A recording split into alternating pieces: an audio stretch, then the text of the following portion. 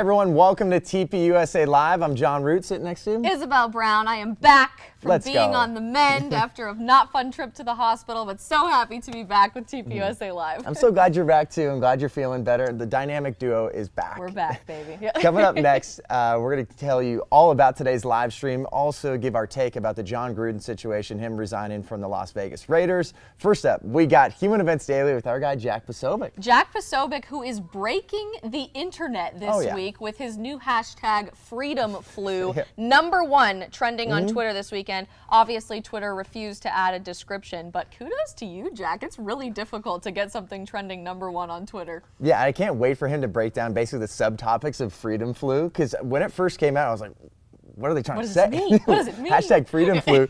So he's going to talk about Freedom Flu Air. So how it's not just Southwest pilots that are fighting back against the tyranny. He's also going to talk about our supply chain, what's happening with shelves being empty in grocery stores and other big box stores as well. They could be soon empty for holiday shoppers due to all of these problems with our supply chain. And then we got Freedom Flu C. So talking about how there's reunification going on with China and Taiwan. Interesting stuff Jack's going to break down there. Also, Navy shipbuilders are saying no to the COVID vaccine. They're not the only ones, so I'm excited to see how this unfolds. And of course, Freedom Flu President Biden edition. His poll numbers are dropping to catastrophic levels for any president of the United States. But obviously, the mainstream media has been downplaying this. We've heard virtually nothing about this in cable news or newspapers, and he continues to use COVID as an excuse for his poor performance with the American electorate. Yeah, it's going to be a great brand new episode of Human Events Daily with Jack Posobiec, so make sure you tune in. And then right after, I'm going to sit on the couch with some incredible guests like we got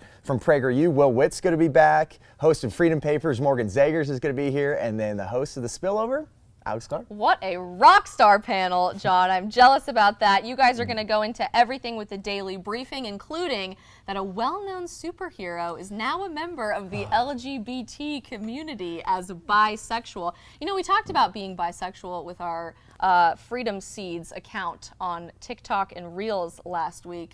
If you say you're bisexual, are you admitting that there is a gender binary? I don't know. Something maybe you guys should jump into. Talking about this superhero today and what vaccine company is now trying to vaccinate an entire city, how it's not just Southwest Airlines employees who are holding the line with what's happening with all these flight cancellations. There's a lot more to come and even more. Yeah, we're even going to talk about cancel culture. Jon Stewart came out and said cancel culture is a myth. We're going to debunk that when we sit on the couch with our incredible guests. And then we got some weekly shows. Reloaded with Paige Roux. Pew, pew. Pew, pew. I spent the day at the range with Paige yesterday, and it was so much fun. I learned so much from her. We talked about a lot of the things that you will see in this episode of Reloaded, so I'm so excited for you guys to watch it. Yeah, and then obviously the mainstream media always lies about what's going on with mass shootings, and then does the FBI fact check them? Paige will definitely let you know. She hits the range with a brand new gun, too. I know, that's never been on the market, so I'm so excited for her to show that to you guys. And she's diving more into the process of background checks, how they work when you buy a firearm, and everything you need to know about that process. Right after that, we got a brand new episode of Breakaway. I'm going to sit down with Arizona State Arizona Wildcat. University of Arizona Wildcat.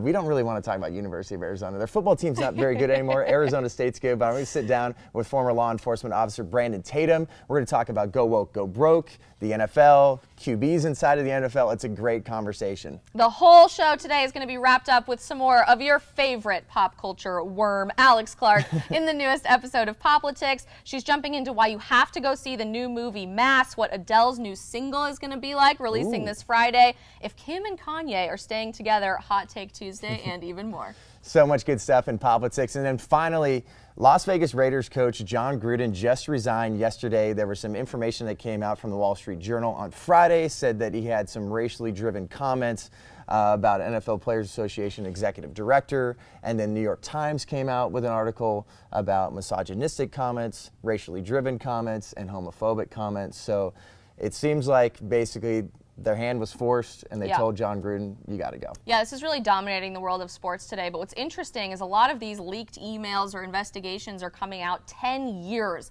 after the fact. Some of these correspondence happened in 2011. So from my perspective, it's a little difficult to compare today's standards in 2021 to the standards we had in 2011. Yeah, and then we'll have a little conversation about that in regards to cancel culture when we sit down on the couch. But it seems like right now, this is something that needed to happen. The Vegas Raiders needed to make this call. But hey, we got a great show coming up next. Entire live stream, Human Events Daily with Jack Posobiec coming up next.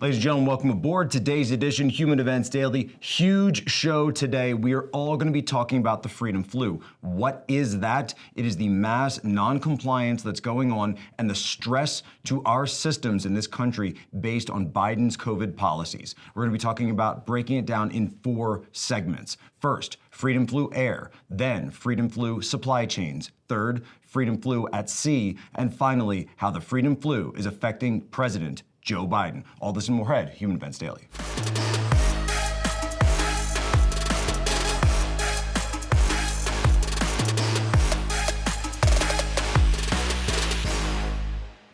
Welcome back. Now, before we get started, I want to remind everyone that this show is powered by Turning Point USA, and if you want to support America and celebrate America, then you've got to come to Turning Point's America Fest, December 18th to 21st. It's going to be in Phoenix, Arizona. The greatest lineup of speakers, including yours truly, as well as very special performances by some of America's top country acts. Seriously? Yes, seriously.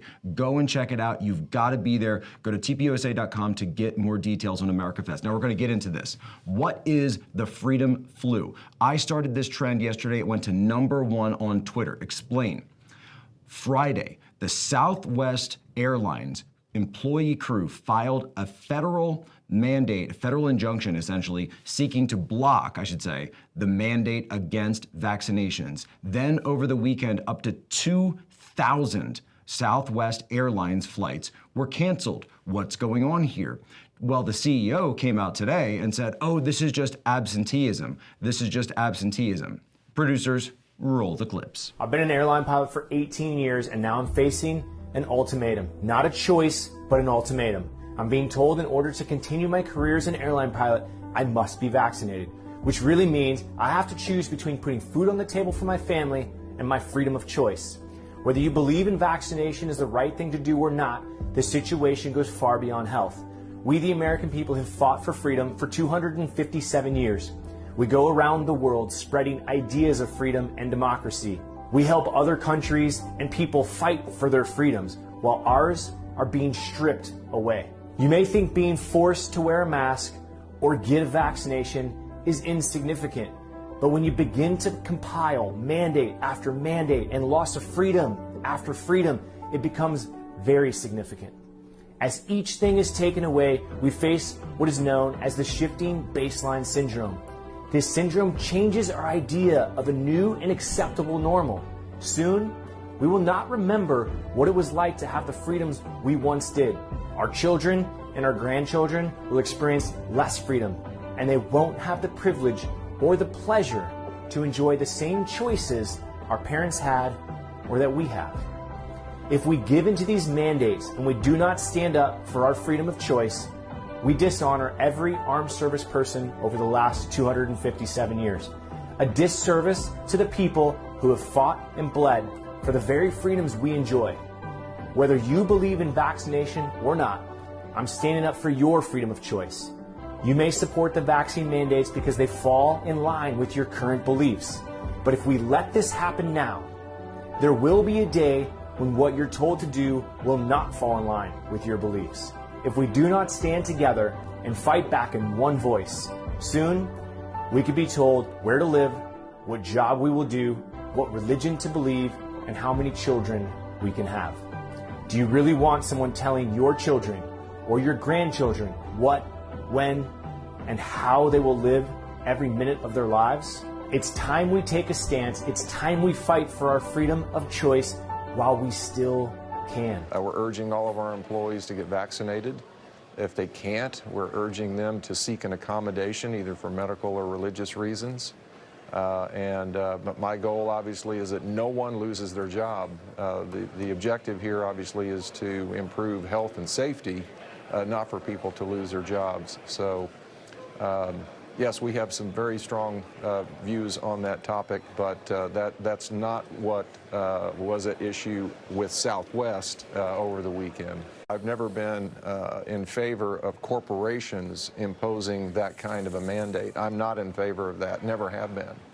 But the executive order from President Biden mandates that all federal employees and then all federal contractors, which covers all the major airlines, have to have a mandate, a vaccine in place by December the 8th. So we're working through that. I think the two are mutually exclusive. The vaccine mandate and where we are with the lawsuit is really just to get the company to sit down and talk to us and discuss some of our issues.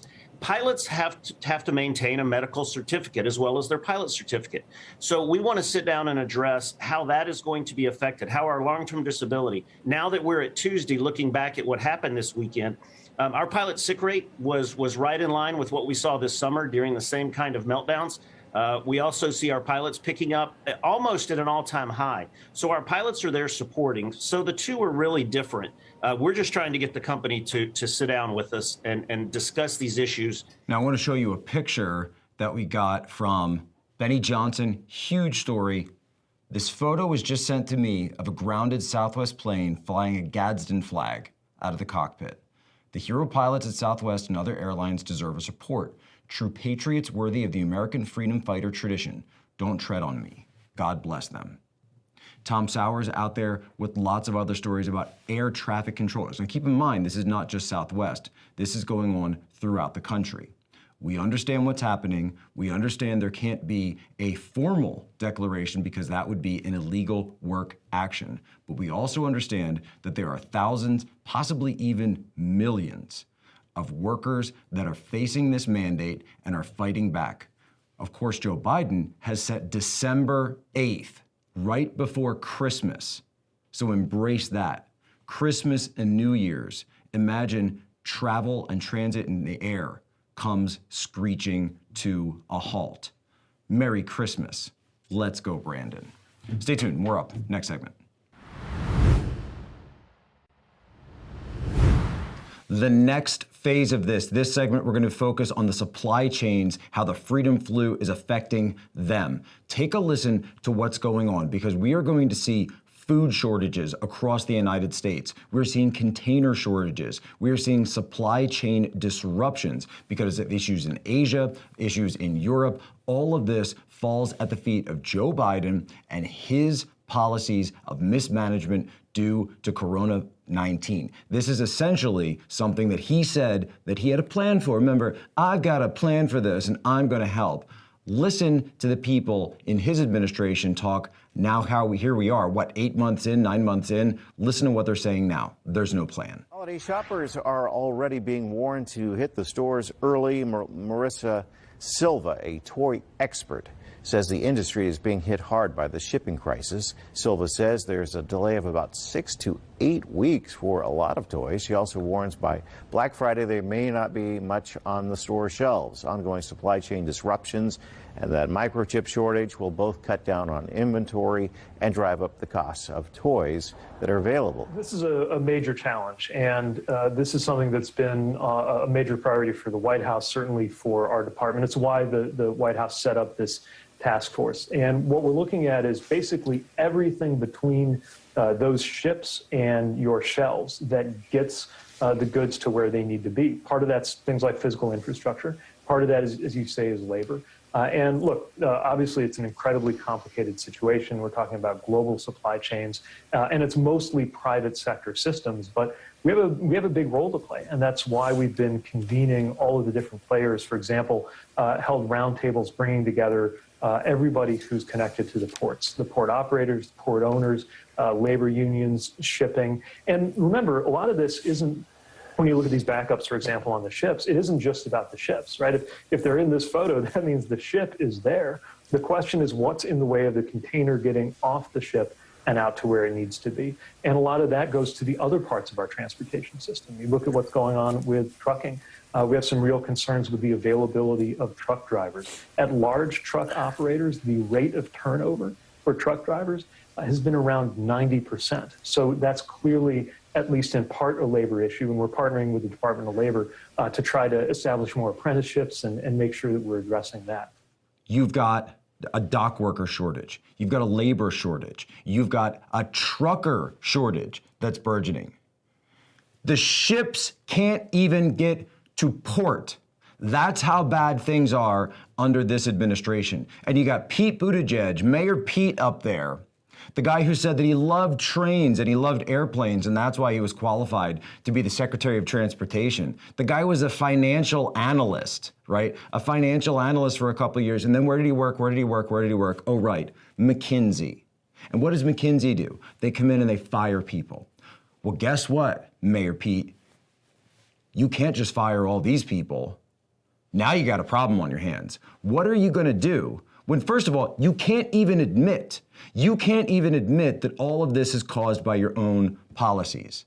You can't even, you fool, you absolute clown, that all of this is caused by your failed policies and your medical tyranny. If you just let people move goods to market, one of the most basic things, it is the essential core of the logistics industry. I have a lot of friends who work in that industry from the military, right? Former military guys. Dude, they go into logistics, by the way, and make bank, absolute bank. Got a ton of friends try to talk me into it. But I figured I'd do this instead. Could be a little more fun. We'll see. Something to fall back on. But understand, all of this, everything we're seeing, the fact that within a few months, possibly a few weeks, that you're not going to see food on the shelves. I didn't even talk about the meatpacking plants and the labor issues they're having. The prices are going to go through the roof. Jobs and unemployment are unemployment's going to keep rising. Jobs are going to keep falling, right? This is stagflation. This is the stagflation we're seeing. The prices are going up, and as well as unemployment going up. That is textbook stagflation, and it can only be achieved by the government policies of an out-of-control leftist regime like we have right now. Food shortages, ladies and gentlemen.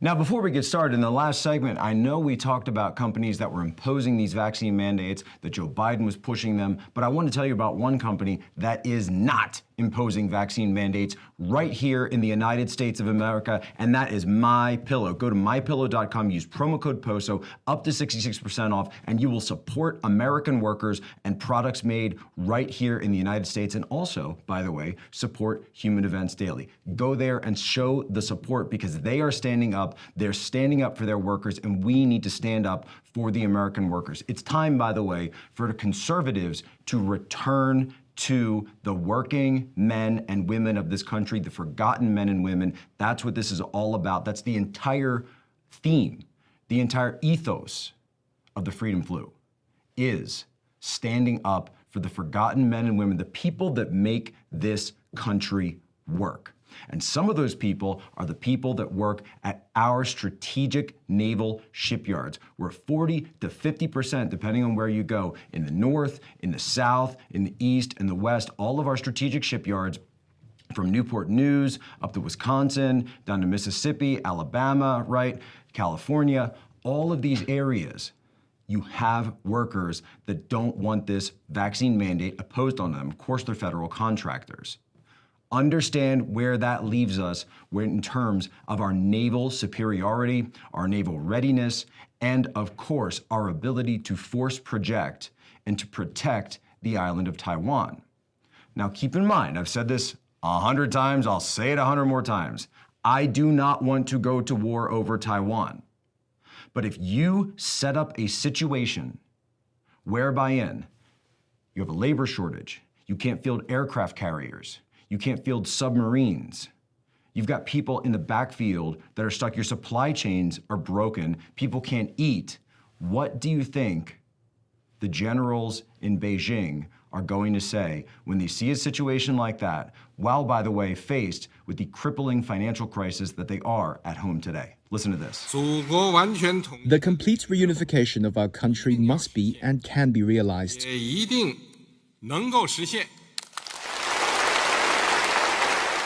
China's President Xi Jinping vowed on Saturday to realize reunification with Taiwan. Speaking at Beijing's Great Hall of the People, Xi said the Chinese people have a glorious tradition of opposing separatism. Xi's comments follow a week of tensions during which Beijing dispatched about 150 Chinese military flights into Taiwan's air defense zone. While he didn't mention the use of force, Xi's message was clear.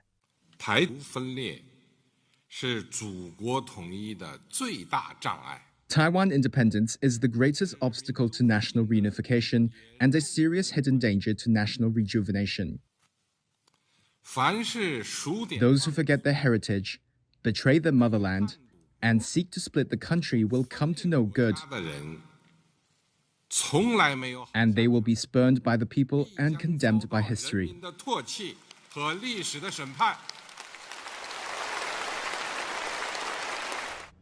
His speech has not been well received in Taiwan. Taipei, in response, called on Beijing to abandon its coercion and said its future rested in the hands of the people.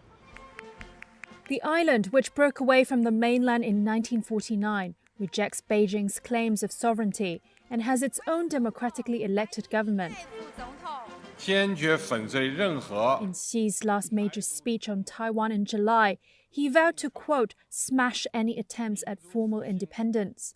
In 2019, he directly threatened to use force to bring the island under Beijing's control. Now, again, it's been my long-time assessment, and I said this on the Taiwan when we did the strategic briefing episode, I'll say it again. I think the policy of the CCP towards Taiwan is assimilation. They want to do to Hong Kong, or do to Taiwan what they did to Hong Kong, get it? They want it to be the one country, two systems, and then gradually encroach using soft power, cultural power, language, ethnicity, nationality, bring them in. But if they feel threatened, then you could see troops in Taipei come Christmas. If they feel their legitimacy threatened. Stay tuned, one more segment, huge show today. You do not want to miss this. Coming right back. Things have gotten so incredibly bad for Joe Biden that even his own Democrats and some of these erstwhile Republicans are throwing him under the bus. What do I mean by erstwhile Republicans? I mean the losers and haters at the Bulwark. Yes, of course, the Bulwark, the place where if you were a conservative, or a quote-unquote conservative, right, a false conservative, a professional Republican, as they call themselves, and you didn't support Donald Trump, and yet you found no home because there was no an actual base for your failed ideology of neoconservatism, you went and brought your grifting ways over to the Bulwark podcast. So the Bulwark is full of all of these failed neocons, and even they are dumping on Biden now. Listen to them. And they're weeping, they're so sad, as they read the results of the latest, this was a focus group done of Pennsylvania Democrats. Let me just check for a second. Was Pennsylvania a state that's just a little bit, my home state, by the way, just a little bit important to the overall picture when it comes to choosing a little thing called the Electoral College for the presidency of the United States? Take a listen to, and remember, this is Democrats, what Democrats are saying in Pennsylvania about Joe Biden. Take a listen. Meanwhile, Amy, we're looking at other polls around that have to do with President Biden, and he's slipping. He's sliding. Yeah, he's struggling right now, and we started to see it over the summer as the Delta variant was taking its toll. And then, of course, the pullout in Afghanistan and the chaos that ensued there. And now, of course, divisions within his own party. I haven't seen, what was promised. I just think it's bad. I'm really tired of the, COVID excuse for everything, it seems like right now. And so I think it's kind of more of the same, overpromise and underdeliver in politics in general. I would like inflation to be like a little more controlled, okay? Because everything's like doubled in price in the last year. And it's, in my opinion, going in the opposite direction than we were, quote unquote, promised. Inflation is being a problem. Bought a case of water, used to be $5, now it's $7 and something.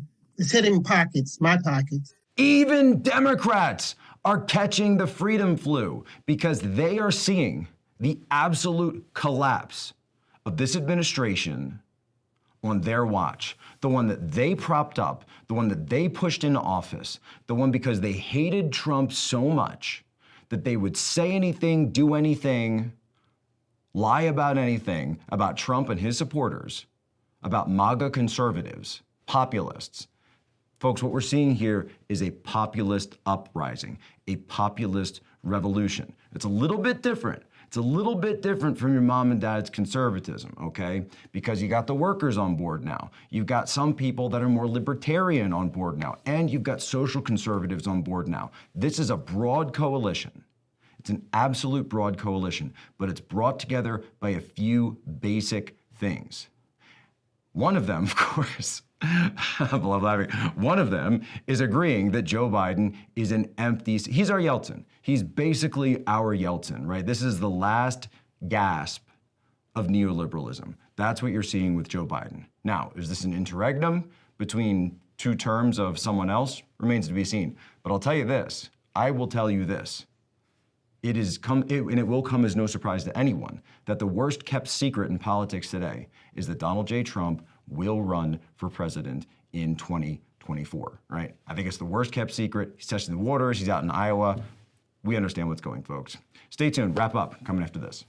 It's all the time we have here for Human Events Daily. Make sure to smash that follow button. Please leave us a review, by the way. I was recently told that reviews are the ways that really help us with the rankings, so be the influence agent. Share this with your normie friends and ask them if they like it, leave us a review. If they don't like it, leave us a review and ask what we could be doing better. But before we go, we have to leave you with today's moment of history. And of course, today, October 12th, 1492, Christopher Columbus, an Italian Catholic sailing under Spain, discovered the New World.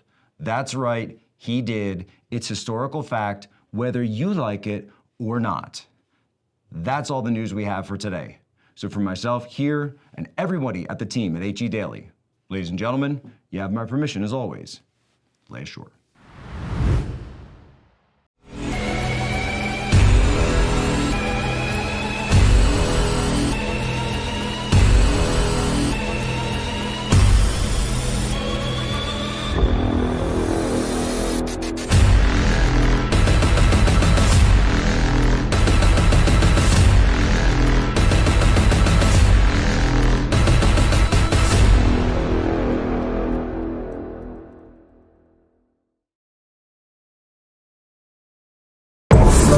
What if I told you that this has all happened before?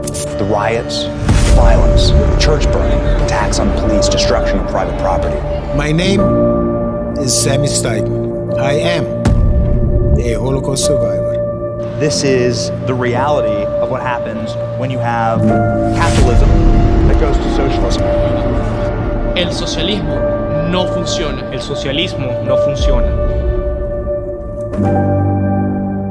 Thank you so much again for watching here with us at Human Events Daily. We broke down the entire Freedom Flu, and now I'm going to infect the headquarters of Turning Point Live in Phoenix, Arizona, with a new variant of the Freedom Flu. We're calling it the TP Live variant of Freedom Flu, and it begins right now.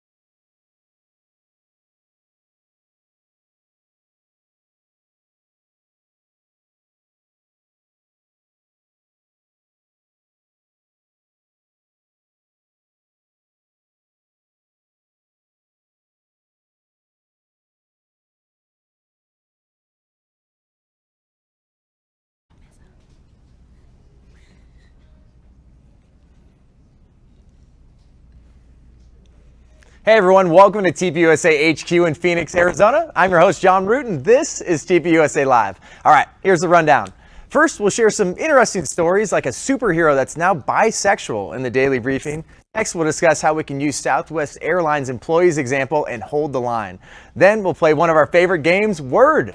Finally, we'll debunk Jon Stewart's claim that cancel culture is a myth and explain how New York is canceling their gifted and talented program in one last thing. All right, let's do this thing. TPUSA Live from HQ starts now.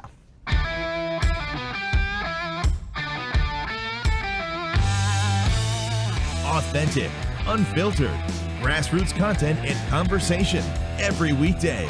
Live from Phoenix, Arizona at the Turning Point USA headquarters, this is TPUSA Live.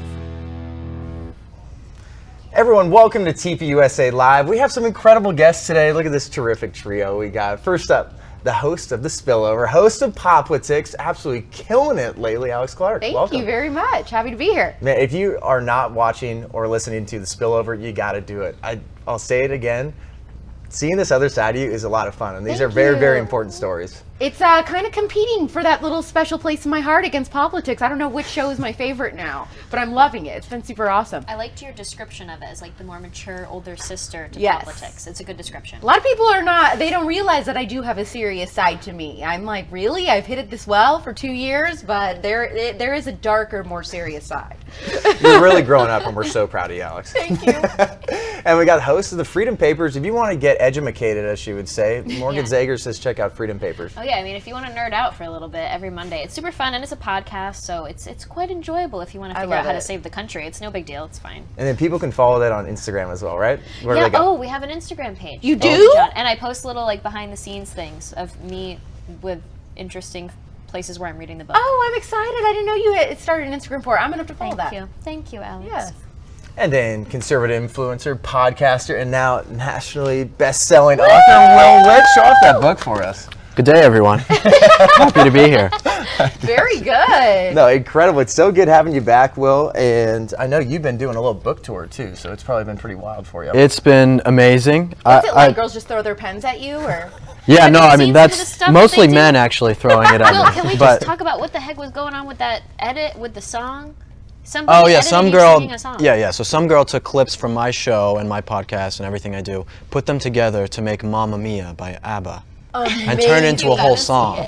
No, it's incredible. You know, I didn't know that I could carry a tune so well, but apparently I'm much better than I thought. A man of many talents. Oh, incredible. But we got to fill you in on some stories. First up, this one. So Superman is now bisexual. So DC Comics announced yesterday that the new Superman, Jonathan Kent, do you know who Jonathan Kent is? Is the son of Clark Kent and Lois Lane. In case you didn't know. Nope. In case you Right didn't know. over the head. So there he is. There's bisexual Jonathan Kent. He's soon going to have a romantic relationship with a male friend. And though the very first Superman is not LGBTQ, what do you say? Every time the camera goes to me, I'm like, what? Yeah, I think that's our reaction too. You had Yeah, I such a mean, funny look, comment. he's gay, and he's an alien. I think he's bisexual, So he's- Will. There's like a difference. He's a Galian, all right? He's a Galian now. Well, why do you have to give the guy, his lover or whatever, pink hair? Like, it's very stereotypical, isn't it? He's got to look like a woman. Right. It's like instead of looking like a woman, just date a woman. They love You these know? genderless newts. That's what they like. Well, I was watching it, and the guy behind all this stuff, he was like, well, it was just such a good opportunity for us to fit a narrative in. And he like talks about it as that. He's like, we couldn't miss this opportunity. I'm like, oh, God. So But creepy. here's, goodness. here's the point, is that the left destroys every single thing that it touches, because if the left wanted to come and say, hey, let's create a new superhero who's bisexual or who's gay or whatever, right? You create a new superhero. That's what you do. But instead, they want to go something that's already culturally prevalent in America, the most famous superhero ever, and say, no, we want to make him gay. Yeah, well, it's like James Bond. Right. When they had to say that James Bond can be a woman, and even Daniel Craig was like, why not just make a figure that is just as cool as James Bond, but that's a woman? They want to destroy every single thing in America. They destroy the things that people love in America to make it fit their own agenda. Instead of creating something new, they destroy something else. It's like I'm an Eagle Scout. I was in the Boy Scouts my whole life, and if it wasn't for the Boy Scouts, I wouldn't be where I am today. And now what have they done? They took the Boy Scouts, and there's basically like a Black Lives Matter merit badge. Yeah. They've let girls into the Scouts. They have it's a like badge like that? yeah, it's like everything that didn't know made the that. Scouts is now destroyed, and the left didn't create some alternative to it. All they know how to do is destroy. And one other thing that the left is destroying, this other story here, is California's mandating gender neutral toy aisles. So they're going after the toys now too. So Governor Gavin Newsom signed into law a mandate for large retailers to keep a gender neutral aisle for children's toys. The state law requires stores with 500 or more employees to maintain a gender neutral section or area with children's items and toys. So they're going after the toys now too.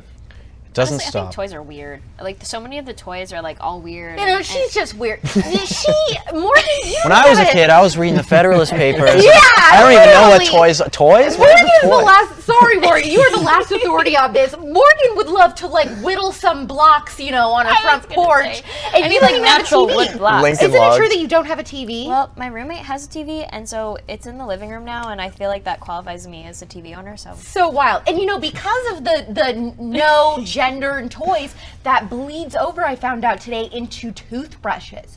So even the toothbrush taker. aisle cannot have any genders. Of course not. Just Alex is like, look at that. Look at that. microaggression when you're brushing your teeth. But coming up next, we're going to tell you why Southwest employees are something we should be following. Critical race theory is the most I'm racist exhausted with all thing these- that is being spread in popular life in America. Critical race theory is bigoted. It is a lie. Racism is now being taught to our kids. Dividing kids based on race, trying to say some are oppressors and some are oppressed is absolutely unacceptable. CRT is racist. It is abusive. It discriminates against one's color. It's not critical race. It's racism.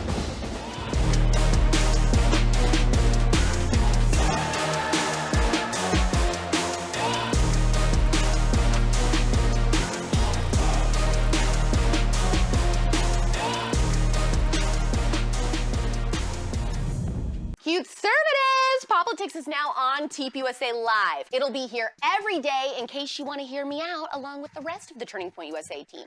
Don't miss out on all the conservative.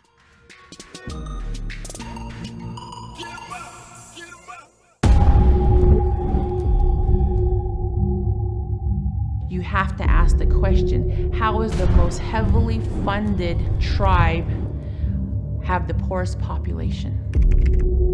Listen to me. My country is very because everything problem here. Don't have petroleum for bus and Cuban, for car, for life, for nothing. And it sucks. Socialism sucks. There's no other way you can describe it. Welcome back to TPUSA Live here on the boys' couch. We got Will Witt, we got Alex Clark, Morgan Zegers. Obviously the best couch over here. What? We're playing a game a Are you little guys bit later. kidding? It's gonna be boys against girls. I can't wait. Well, it's not even a game. It's just a slaughter. It's I just- don't even know why you even play. Talking trash highly already. aggressive. I didn't know we were gonna have to get like this, but okay. Yeah. Welcome to TPUSA Live, Morgan Zegers. Well, we got to talk about holding the line. So it was a big story throughout the weekend. Southwest Airlines employees holding the line and having a sick out, a walkout. There was over almost 2,000 flights this weekend that were canceled. At first, Southwest tried saying it was just inclement weather. There was bad And there was weather no there. bad weather anywhere. Nowhere. It's propaganda. What's cool is when their propaganda gets exposed. Yeah, of course. And then here it's like, finally, we have employees, pilots holding the line. They're not just talking about it, they're being about it. And of course, it was an inconvenience to, thousands of people throughout the country, even some people here at TPUSA HQ. Yeah. Some people, we had a longer weekend, we had Monday off, they were trying to go out, see friends and family, and it was an inconvenience to a lot of people. But in general, it was so great to hear more people talk about, I wasn't able to go see my boyfriend, I wasn't able to go see my family, I had to spend a few extra bucks here, or I had to drive, hours and hours to get here, but it was worth it. And that's what's great hearing from people, because they understand maybe a few days of inconvenience can mean a lot for individual rights and individual freedoms from here on out. There's a higher purpose. I mean, this is a small sacrifice that we're making to miss a few flights. Are you kidding? Just so that we can protect the true freedoms that we're supposed to have in America. I mean, it's an easy answer for me. And then here we're going to show a tweet from Amtrak. So at first you hear a lot of different reports and things that are going on, but here it says trains 465 and 416 departed on 1010 are canceled for unforeseen issues. So from there, it was just like, okay, maybe there's something going on. Maybe it's not just Southwest. You have Amtrak, they're starting to have a sick out and a walkout, and you're starting to see, hey, this is gaining some traction here. More and more is going on. What do you think, Will? I've been thinking recently about the idea of a national divorce in this country on the people Dude, who I'm are. all for it. I am. If it was possible, I would be all for it, because I think that because of things like this, that we're having to shut down all these flights, and people are leaving their businesses, and people in the military are leaving. I mean, so many different things that it almost feels like it's time that if a country is so divided that you have no unifying, like in America, you used to have a sense of shared values. That was like, even if you were a Democrat and I was a conservative, like we could talk still and say at the end of the day, America was a great place, the founding fathers were great. You used to have that, but there is no more shared values anymore. That's why these people are sticking up and saying, I'm not going to do this anymore, because the company that they thought they worked for does not have the same values as them anymore. They put tyranny and control over anyone's freedom or own personal responsibility. And so it's almost, to me, getting to a point where America's at a crossroads where you have to say, do we just get away from all of this and try and have some sort of national divorce, or do we try and find a way to work it out? I'm very conflicted on the whole thing, on what to do. I vote yes, because I think that that's a really great point about, do we have any shared values? I think the answer is no. And so when people talk about, I just want us to get back to being, unified and all of this stuff, when they say we want to get back to unity, they never mean that. They want to control us. And so that's the main issue I have, is that we don't want the same things. They want to completely redo the values of what makes America America. And so how could you ever unify with people that feel that way? I don't know that we can. Yeah, I mean, Charlie was on the couch when we were on last time, and we were talking about how the solution here is not just some quick, let's go back to old school America. That America's gone. Yep. And so if we wanted to actually remain a union, we would have to fix this over a course of like 5 decades of fixing the education system, not indoctrinating everybody, making sure everybody comes back to certain values. And I mean, I'll plug Freedom Papers, but Federalist Paper number 10 is the most important one, and it talks about what do you do to make sure that different groups of people don't oppress each other and hurt each other and fight, because humans throughout history fight over the most ridiculous stuff. We've proven that. I mean, it's like kind of embarrassing when you look at human history, what people have gone to war over. It leads to really damaging things. And so if you can preserve and encourage cooperation between different groups, then we should go that route. The problem is, I mean, they reject even those basic concepts that we used to stand together on in the West. So it's not just like liberals versus conservatives. And so I hope that we can encourage the different factions to work together, but they go to the core purpose of, how do you get a faction, a different group of people? They live different lifestyles, and when you live a different lifestyle, you have different values, you have a different view on the world, you just see the world differently, and you see leadership differently. And that's what's happening right now. I think the people in the cities versus people in just even suburbia or rural America, we live completely different lifestyles, and we have totally different views on the world. I mean, even if you just look like their gas tax, they want to charge us per mile driven, even for people in rural America where you drive 20 miles to a grocery store. So it's kind of those basic things of, how can we get people onto the same concepts again? It's going to be decades and decades of work, and I hope people are ready for the long run, because I am.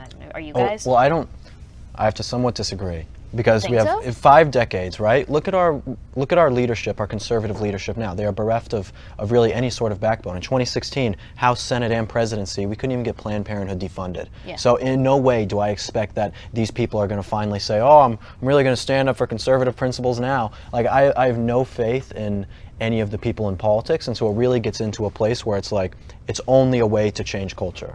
Yeah. That is all that you can do, because I don't the people. Look to DC politicians for the solutions. I don't trust them at all. They've had power for how long? Remember, they were going to repeal and replace Obamacare. Right. Nothing gets done. I don't trust them. I think on a individual, family, community level, that's where we start change at a state level, most importantly. Like, think about it like that, and not think about solutions coming from DC people anymore. I know, but what's hard is that those are the types of people who are incurring this inflation by spending so much and voting on these things, making housing prices go up, making medical expenses go up exponentially. Yeah, you can get cheap goods from China, but the things that you really need are exponentially getting more expensive. So it's like, if those things are disappearing for young people in America today, it's like, we can do as much as we can in culture. And I don't mean to have a negative, bleak view of everything, because I think the individual can be great even if society I is don't bad. think it's negative. I But think it's real. I think that you're being realistic. Everybody always accuses me of being negative too, like you're always glass half full, and I'm like, no, I'm just a realist. Yeah. If something's great, I'll say it's great, and if it's sucking, then it sucks. I will tell my team, we've had discussions about this behind the scenes on the POPlitics team, is my team gets their feelings hurt when I say, guys, the episode sucked today, it's not doing well. And they're like, well, how come you're always so negative? I'm like, I'm not being negative. I also say, guys, the episode's doing so great. It's amazing. I say when when it's great and when it's not. And I think right now, I agree, the conservative movement needs an overhaul. But I am curious with I feel like we're kind of entering this baby boom. All these young conservatives are like, I gotta get married, I gotta start having kids, and we're not aborting our babies. Sorry, like again, to be the bleak, but like the reality is conservatives are procreating. The left is not. So I wonder how that's going to look in the future in regards to culture, if that's going to help things move along, is that we're the ones that are starting families with our values. Well, I feel like we've been so optimistic and so full of grace for so long that now we're starting to see the shift of like, for me, I'm so much more pessimistic than I've ever been in my entire life. And you have to think that way because I might read an article and I'm like, is this from a good source? Is this actually correct? And I think that's why it's so important, even with this specific situation with Southwest Airlines. It's like, what's the truth? Because the FAA is going to tell you something different. The news is going to tell you something different. You got to be pessimistic about this time. And I think there's nothing wrong with being a little bit more pessimistic because we want this place to be great again. I mean, there's a reason that slogan was so effective to me. We got to build back better. Yeah, we're building back better, baby. So I'm kind of curious when we talk about like national divorce, or at least separating from DC. Like I think that means local community organization, state level leadership and power, fixing that, and then like families. Most importantly, first of all, it's so depressing because so many conservative parents for so long have been so complacent, sending their kid to public school, sending them to college, and then wondering, well, I thought I did a good job, and then they came back a Marxist. So that's something we have to make sure as we do have more babies, as we do have this baby boom, we have to be intentional with parenting, and you are amazing at that. I mean, you don't even have kids. Well, I was gonna say, but you're like so excited. Theoretically, I'm an amazing mother. We've looked into the future, and you're incredible. Give me a chance. And is reading parenting books. But what's your vision of like if we had this national divorce? Is that us from the federal government in general, or is it our mentality that we no longer look to? I just want an all-new pink country. Pink? That was not the country. That sounds like the gay Superman's gonna move there. Like the pink hair. Yeah, exactly. No, I don't know exactly what it would be. Maybe it's geographical, and maybe it's more of a separation from the federal government. All I can say is that, first of all, there's too much money in politics to make it so that it breeds a certain type of person to want to get into that profession. And because of that, we now have this kind of technocratic democracy, republic, where we have more appointed people in office than we have people who ever got actually voted in. And these people are all administrators who are causing us tons and tons of problems, costing us tons and tons of money, people who we never actually elected to get in there. And it's like we have politicians all the time, Republicans and Democrats. Or sorry, I know I'm not supposed to. Sorry, conservatives and liberals who come into office and they say, I'm going to fix everything. I have the solutions to fix everything. It's like the politician that I want is the politician who comes in and says, I am going to get out of the way so that you can live an independent, passionate, articulate, creative life. You know what was crazy is that today, this week is the anniversary of like the Salem witch trials, when the governor of Massachusetts ended up calling it off and said, guys, we got to cut this stuff out. We can't be burning people at the stake. That's a little bit hardcore. So he ends it, and in the letter to the people telling them you can't be burning people anymore, he signs it and says, I believe, your humble servant, Governor so-and-so. And I just thought, man, can we get back to that? Is having politicians that recognize that we are the ones in charge, not them. They are our servants, right? We pay them. We pay their salaries. Exactly. Very Halloween-y of you. I know. I love a good historical spooky. fact. So like that's like right up my alley. I'm like, it did. It said that. Hocus. And then in Halloween Town. And Halloween Town was run way more efficiently. Think of that skeleton taxi driver. He really had his stuff down. Their roads. Their roads. Yeah.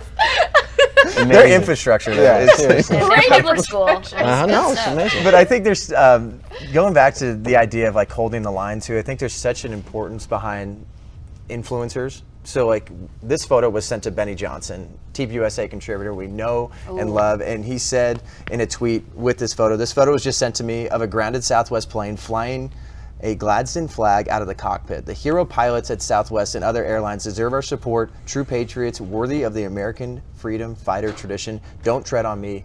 God bless them. Dang.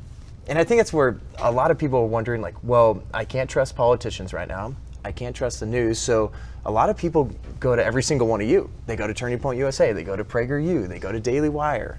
They go to these places and they're like, I want the truth. And I want to actually have the tools to be able to fight back. And then that's why I feel like your book is so effective too. It's just an easy breakdown, because I know we get so lost to, I know my attention span is the worst it's ever been. And then when you have a book that breaks down each specific topic, like here's how you should go about when people say racial equality. Here's how you go about coronavirus. Here's how you go about mandates. I think it's so important because they need to know how they can follow people like, there's Kyrie Irving that plays for the Brooklyn Nets right now, that he's being told that he can't play in his team's home games because he's not vaccinated.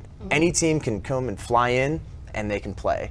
But him, now he's being told from his GM that he can't play in any games and he can't practice with the team at all. Just show of hands, if all of us obviously work for conservative organizations who are not forcing us to get vaccinated, but if we were not, how many of you would be prepared to quit your jobs or refuse to come in due to the mandate? See, for me, I would. If everything that I've done from my first job on, I've wanted to live intentionally building a career that is self-sufficient. That's for motherhood, because I want to be able to have a flexible schedule when I do have babies one day. And so I think a lot of women are having it a little easier, where it's guys that are definitely more in that like grind of that corporate career expansion. And for me, I'm thankful, because even if I did, like say I was a W-2 employee for Turning Point, I would be able to say, thanks, I have my flags, I have my property rentals, I have this XYZ work that I do and income that I have. And so the more we can encourage people to think like that too, there's other ways to provide for you and your family than just relying on big corporate jobs like this. Well, here's the thing, that I understand why anyone would take that sacrifice. I get why you would say, I need to do this for my job. I have 3 kids, I'm a single mother, and they're going to fire me from my nursing position. I totally get it. The only thing is that people have to really look at themselves and say, I know what the truth is. How many things can I sacrifice about myself until I am no longer the person who I thought that I was, until I no longer am living by truth? I understand that it is incredibly difficult and all these things. I get why anyone does these things, because of course, this could be your entire life. But you have to take a good hard look at yourself and know that if you sacrifice truth for anything, you are sacrificing a part of yourself, and finding out how much you can sacrifice until you lose that is an incredibly important part of you becoming your best self and overcoming everything you can. And we have to realize the sacrifice that was made hundreds of years ago too, so we could have these individual freedoms. There's another fight right here, and I think we can honor people of the past, the freedom fighters that we look to, that sacrificed their lives, their family, Our founding fathers were in their everything. early 20s. Yeah, and that's where people have to realize, and I think that's why it's so important when we have places like PragerU and Turning Point. Young people, you can get stuff done. Stop listening to people that are telling you like you're too young, you gotta wait till you're this old in order to make a real difference. A difference can be made right here on this couch and on your college campus, at your workplace, anywhere. So coming up next, we got so much more with these great people. We'll see you in a few minutes.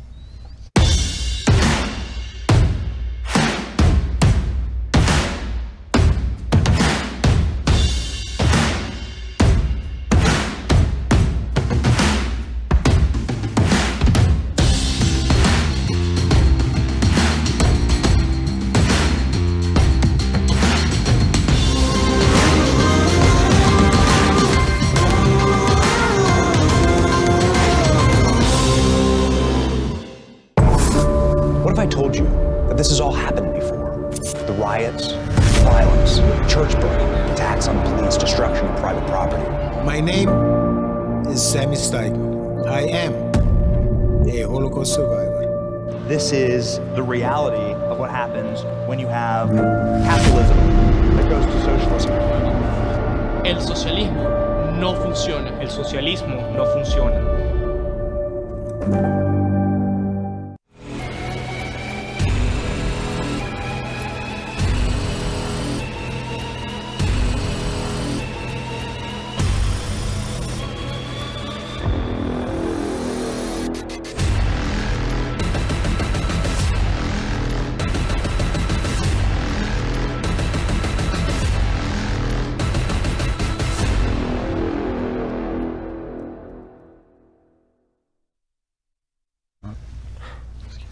Welcome back to TPUSA Live. It's time to play one of our favorite games, Word. Word. Word. Oh, boy. I hate myself every single time I do that too.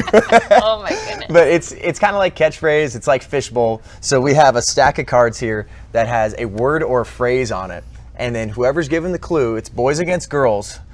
It's game over. Wait, do you give me the clue, and then you give me the clue? Oh, yes. so we have to like. So you can give the clue, So, like, but screw the you clue guys. cannot be the word or the phrase on the card at all. You got 30 seconds on the clock.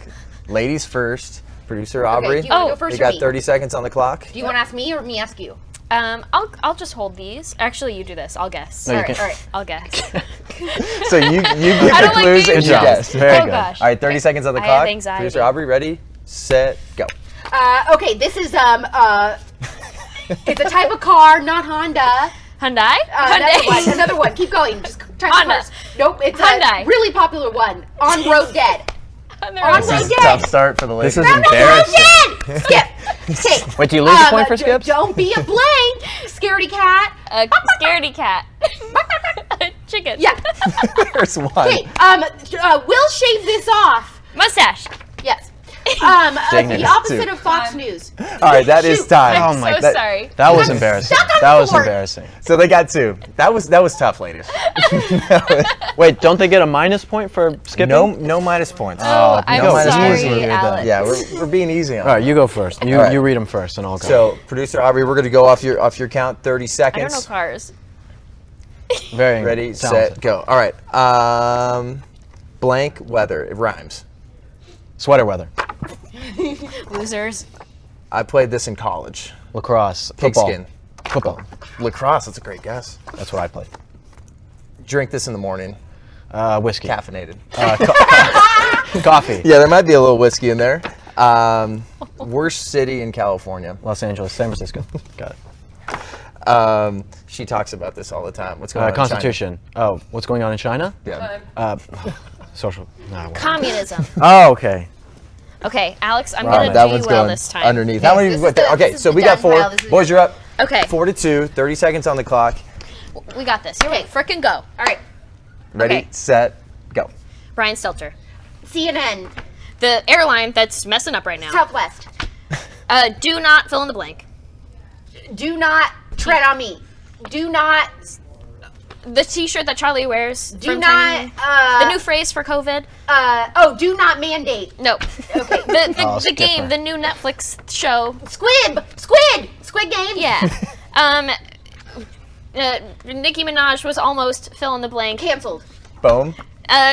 Time. Boom. All right, so they got 6 points now. All right, Man, good. that was pretty good. 4 points on that. That was one? much better. Okay. Much better Yeah, but I performance. messed up, so we only have the 2 from me. Will's Okay, so getting now I the clues go? now. Here we go. All Here we right. go. What was the one I couldn't get? I'm very good at this game. All right, are we ready? Ready, set, go. Big estate on the bottom.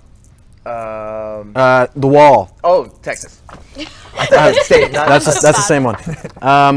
Joe Biden loves this. He eats it, licks it. ice cream. Got it. That could have gone a lot of ways. You're not you and you're hungry with this candy. Snickers. The best animal for a pet. Dog. Hi, my back hurts. You should try. Release factor. Nice. What? A fruit, Chiquita. Banana. Ooh, let's go. Let's go, Wait, baby. Do we go again? So you keep going. We got Oh. plenty. We got plenty of time left Oh, for you here to we go. Okay. catch up to the boys. Okay. So I Oh, we're feeling good. All right, This is what's the bad, score? Alex. It's 10-6. So it's these ones. All right. Wait, this is We got the some bad breathing pile? room. that's or- the new pile. Oh, the new pile? Okay. Okay. Oh. Ready? Yep. Set, go. Okay. He was looking for Brian Laundrie. Dog the bounty. This is Elvis Presley liked to eat these. This is kids' favorite lunch. There's a sandwich. Peanut butter and jelly. Yep. And I really like these. They have ham and turkey, and you have these for lunch too, and little cheese. Lunchables? Yep. Oh my goodness. This is when you take your kid to school, you drive in the. What? When you take your kid to school. All right, that is time. All right, right now. Wow. It is 9 It's a slaughter. to 10. I'm sorry. We laughed Hey! them. 9 to 10. We are All right. close enough. We could still pull this car around. Yeah, you All guys right. Oh, I'm could sure. really mess So up we're in doing a this second, next. so- We're doing this next round, and then we're gonna switch cards, and then you can only give a one-word clue. Got it. That's it. Oh, Producer Aubrey, ready to go? Sorry, Alex. I'm. Ready, set, go. Oh, we already did that one. Of wrath.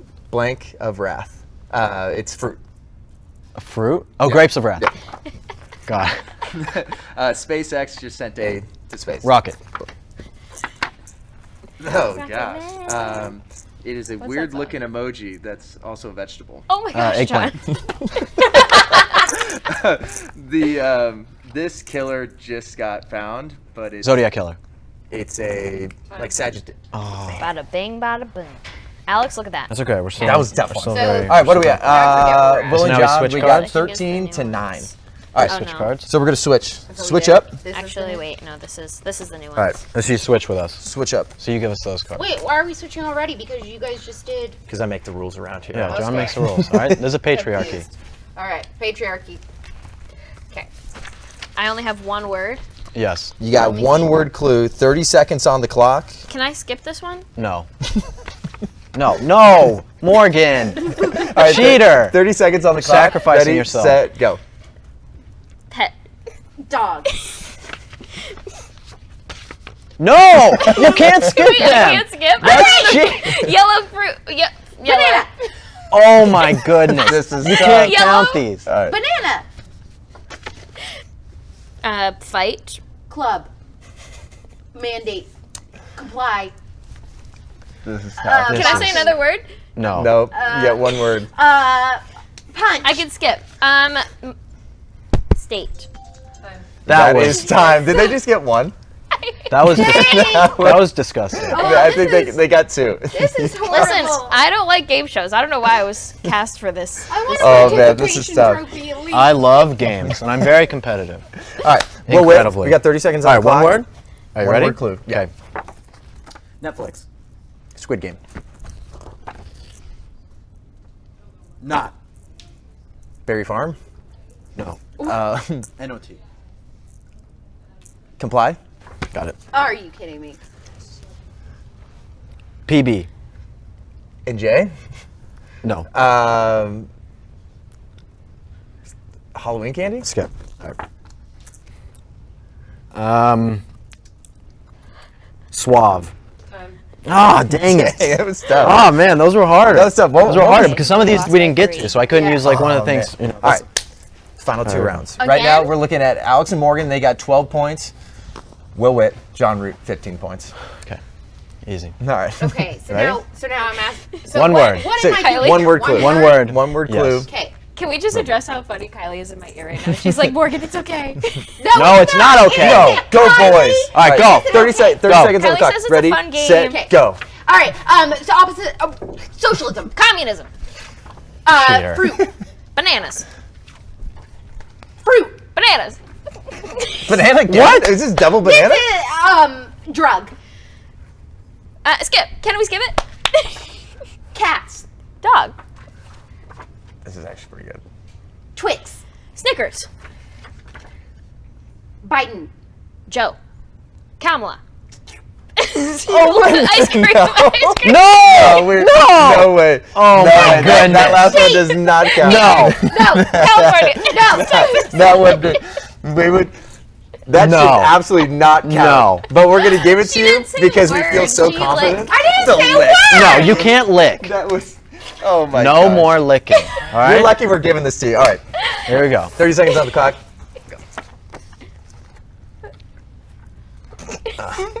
Shoes. Converse. Skip. Skip it. Skip it. Hogwarts. Harry Potter. Universal Studios, Los Angeles. This might be it for us. Snape. Skip. Oh. Airlines. Southwest. Holiday. Halloween. Christmas. Easter. Thanksgiving. Oh my goodness. Oh my goodness. Oh. My goodness. Did So we just win? How? No. what we're looking at, No. what we're looking at right now is The amount of 17 cheating. to 16. It was my licking. I will say that last one should not have counted, and this should be a tie. But just because we're nice guys. I'm sorry, we Alex gave is it to you. ingenuity. Also, when I said As Hogwarts, I ingenuity? was trying to get at Hufflepuff. What that tongue But we'll see you guys. Hey! This is your brain. This is your brain on socialism.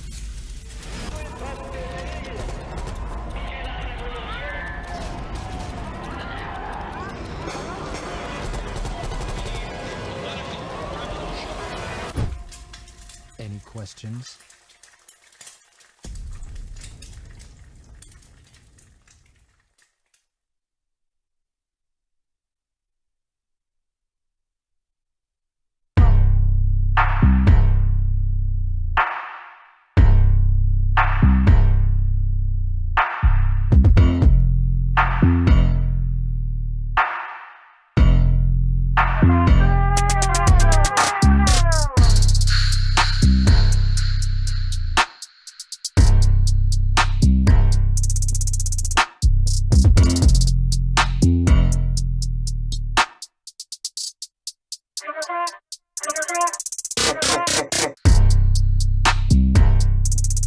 Conservatives! POPlitics is now on TPUSA Live. It'll be here every day in case you want to hear me out along with the rest of the Turning Point USA team. Don't miss out on all the conservative.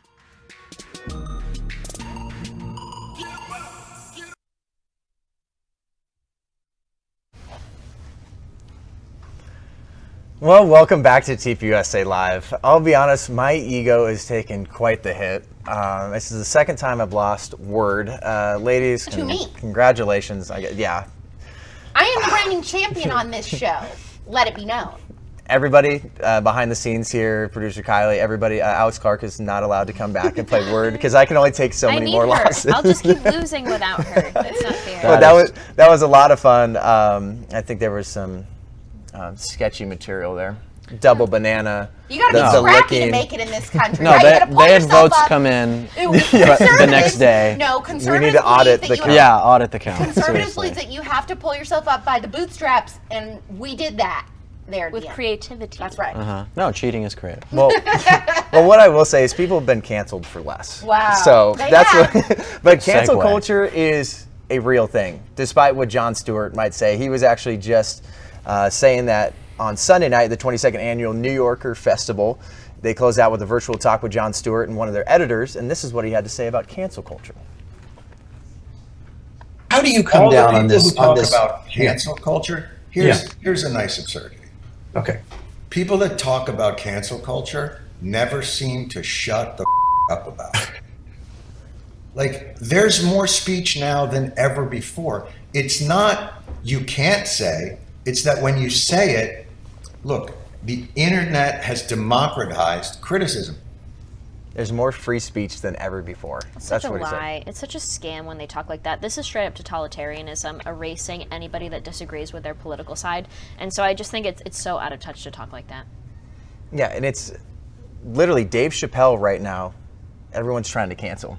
And when you're trying to say, hey, I'm a comedian as well, and there's no cancel culture, like, you have to just be on another planet. You have to be hanging out with the star people and Demi Lovato, honestly, Yeah. if you don't think that cancel culture is a real thing.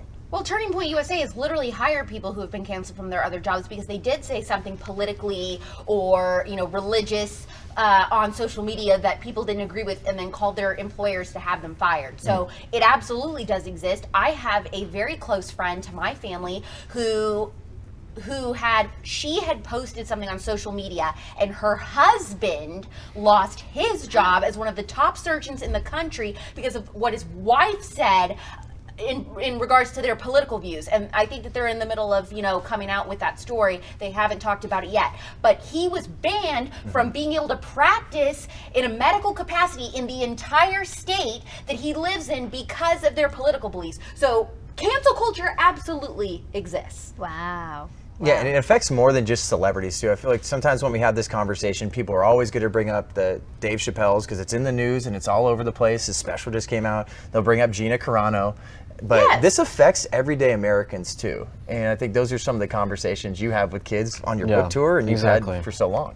Cancel culture is essentially mediocre people who have never had a novel or new idea in their entire lives coming and trying to cancel someone for having a difference of opinion because they've never said anything that's interesting. So when someone comes out and says something that goes against the grain or has some sort of nuance to it, they say, oh, you're not a part of our group, you're not a part of our agenda, then we need to cancel you, right? It is uncreative people coming and thinking that they have some sort of herd morality by being around other people who agree with them, and then someone goes against that and they want to absolutely destroy that person. Of course it's a real thing, and social media only exacerbates that fact because people can see what other people are saying constantly, and they feel like that having that sort of social recognition is far more important than having anything that requires any sort of thinking. And so they would rather have that. They would rather have other people think that they are a part of this group than to be an individual who thinks of something on their own. Well, and there's no conversations, too. There's no discussions about this.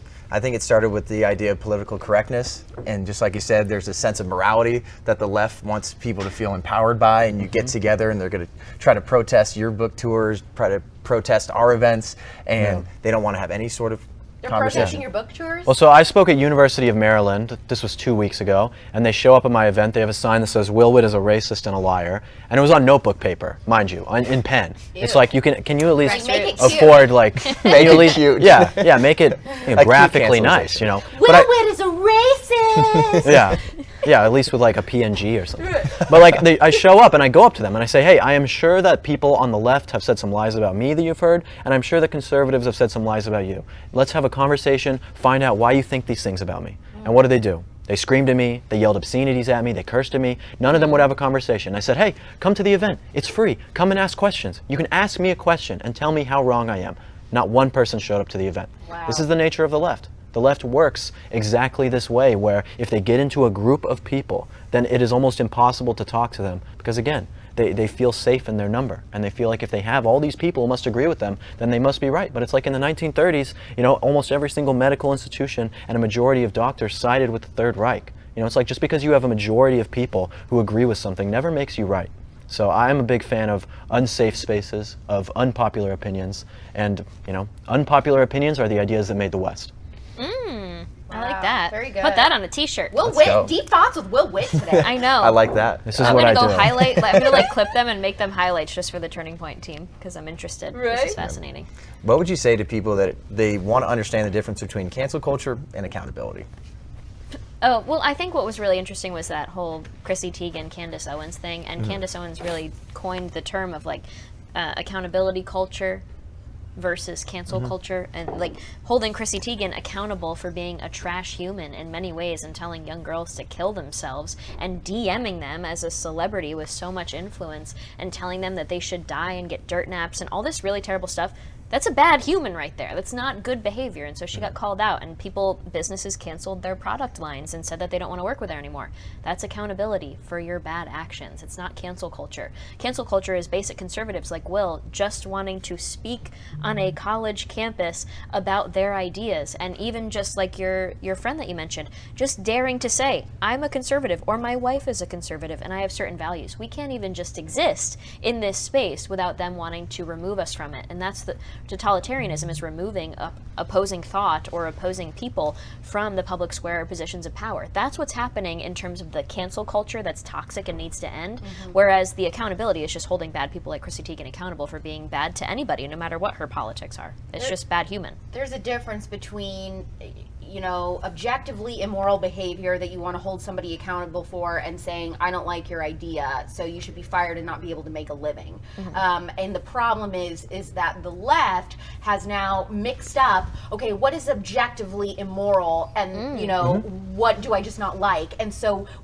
conservatives are getting canceled. It's not that our ideas are immoral or we should be fired from our jobs, you know, for telling people to kill themselves like Chrissy Teigen. That's different. But just because I'm saying, you know, that I liked President Trump or something, you know, oh, well, now I should lose my job, I'm a danger to society. Yep. That's the problem. Well, here's the realization that I came to the other day after the whole recall election in California. We'll do a little game, okay? Okay. Maybe you'll do down better for another at this. game, I'm a little as long as we nervous, can- but No, okay. it's not, okay, just listen. Another one? Imagine you guys are leftists, okay? Okay. Yeah, which you shaved your head and, you know, you're ready to go vegan. You have your Yeah. pronouns in your I have bio. like a hot pink buzz cut. Yes, Imagine. very, very sexy. and you are a vote counter, okay? You're a vote counter for the 2020 election, all right? Okay. And people have gone to you and told you that the person who you hate is literally Hitler, Okay? They've told you that that person is going to get into office, they're going to kill gay people, they're going to be a tyrant, and you really believe that. Okay? Now imagine you're that vote counter. Would you cheat?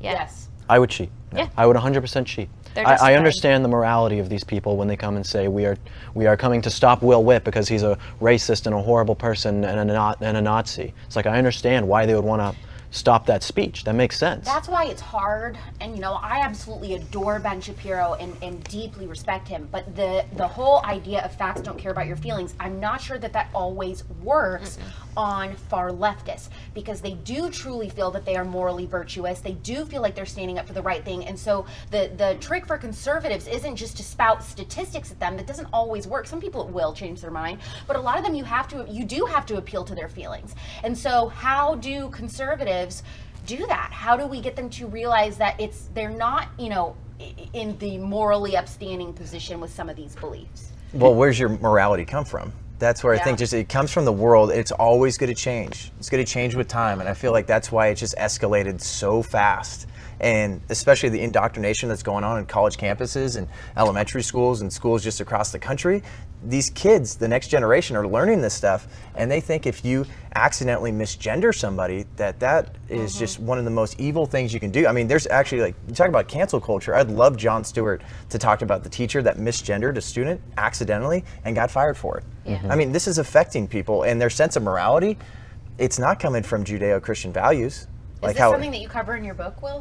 Yeah, actually in the last chapter of the book. I mean, leftism breaks down into essentially communism, the climate change movement, and Malthusianism, which essentially is the idea that the earth is overpopulated. It breaks down into all those, and as Christianity and those types of values have broken down in the West, leftism has been there to fill the void. And so people, it's like trying to tell someone, imagine going up to a pastor and trying to tell him that, you know, Jesus wasn't real. It's going to be very hard to try and talk to that person about that, you know? So it's the same thing as going up to a leftist, one of the people who profess this religion, and saying that, no, the things that you believe in are wrong. These progressive moral principles that you have are wrong. It's the exact same thing. Well, and there's also two different types of leftists too. You have the ones that think that they are, you know, helping to fix something and saving the country and that they're doing the right thing. And then you have the people that just want to see everything burn.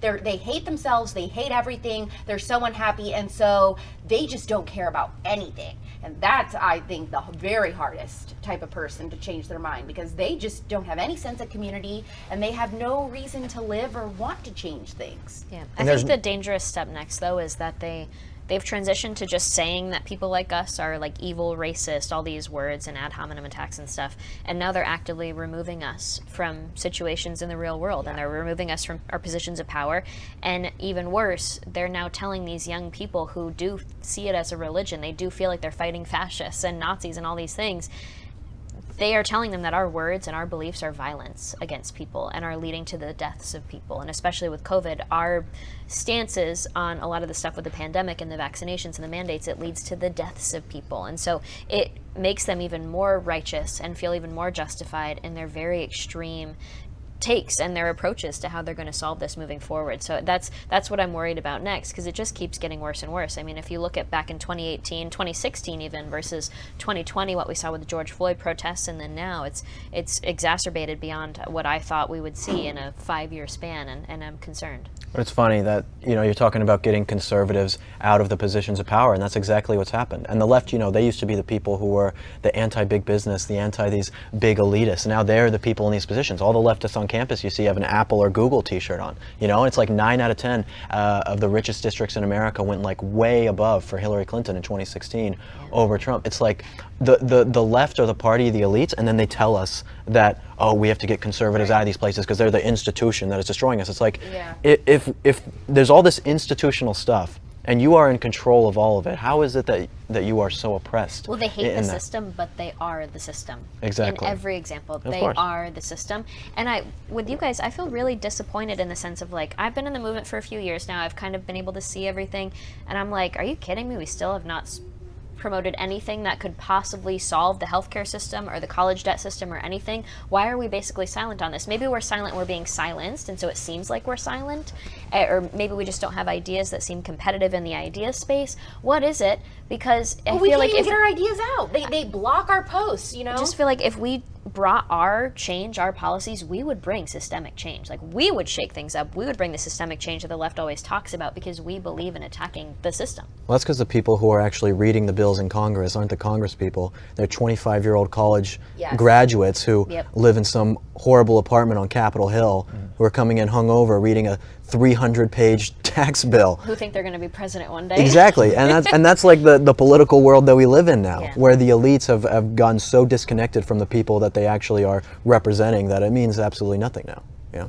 Fascinating. Well, a lot of these are just like emotional conversations too. We were talking before the show here, Will, about how the left is so effective and like they have some idiotic ideas, but the way they go about it is so calculated and it works. And they're scaring people into silence all the time. And then when you have President Joe Biden saying like, hey, now we have a 99.9% vaccination rate, it's like, yeah, because you just fired everybody else that was unvaccinated. So it's the same thing now. Oh, is that what they're doing with the math? Right. Yes. Yeah. Oh, I saw that, and I didn't get to read the article yet, but I was like, I wonder what they're up to. That's what Dude, they're you doing. know what It's quite hysterical. I think way less people in this country have gotten the jab of the hut, as I like to call it, and they're lying about it to make us feel like, well, everybody's doing it, I need to do it. Because why would there be this much panic for us to all get it if it truly was only a very small amount of people that hadn't yet? Yeah. I think a lot of people haven't, and they feel like us. I'm glad the segment is ending because you don't want to get me started on that right there. I want behind the scenes. That'll get us after in this. trouble, yeah. No, we could have you go off, but we definitely don't want to get off YouTube or anything like that. That's the funny part about this time. It's like, you can get canceled if you bring up the wrong thing. It's crazy. But speaking of cancel culture, looks like New York is canceling their Gifted and Talented program. We're going to talk about that next, and one last thing. Of course. In these United States of America, this great country of ours, we American Indians, we can be anything we want to be, except American Indians. A lot of the soldiers were very aggressive, so the women did get raped. What we call huelte. Huelte means a place of suffering, dying, starvation, nothing good. Just like the Nazi concentration camps.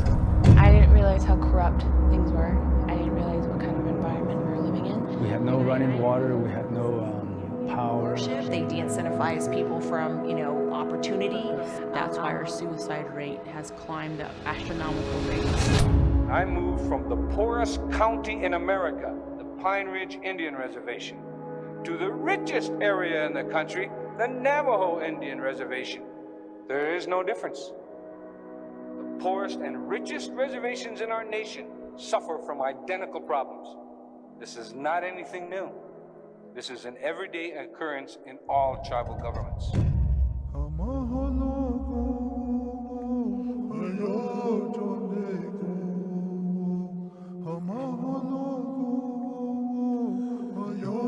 So my life and my tale and my truth has been to fight socialism, and I'm hoping that I can wake up as many Navajos as I can to tell them that you can do this, even if I have to fight you to save you. And I think that's what I'm also projecting to my people.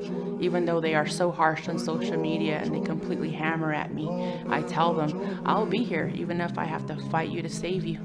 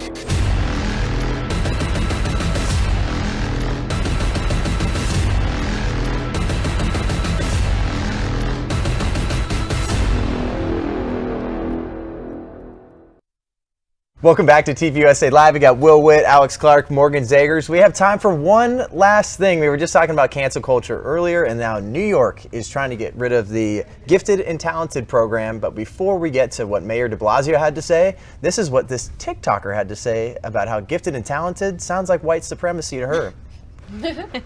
I mean, I can say it more directly. You weren't gifted, talented, or smart. You were just, most likely, statistically speaking, an upper middle class white kid. And so your school district rewarded you by giving you the title of gifted. And then they use that as an excuse to pull resources from your black and indigenous, low income, disabled, neurodivergent peers and gave them to you. You benefited from the system of white supremacy and classism because you could uphold it as more likely than not an upper middle class or middle class white kid. Okay, I hear that and I see her. This is not even a joke. This is what's going to be realistic if we actually go down this bad path. People like her will be repeating those phrases in the Gulag re-education camps through a bullhorn as we are being marched in. You are privileged people that need to be re-educated. You were told that you were blah, blah, blah. Like, that's, whenever I hear that, I immediately picture it and I'm like, oh my God, that's going to be torturous. That's what it's going to be. They're going to re-educate us. Get back in line, comrade. I'm not even kidding. Yeah. Like, that's what it's going to be. They want us to think like that. But they use these big words too. Like, we share so many of these outrageous TikTok videos, and they think that they are so unbelievably intelligent, articulate. Obviously, I'm not because I'm fumbling on my words.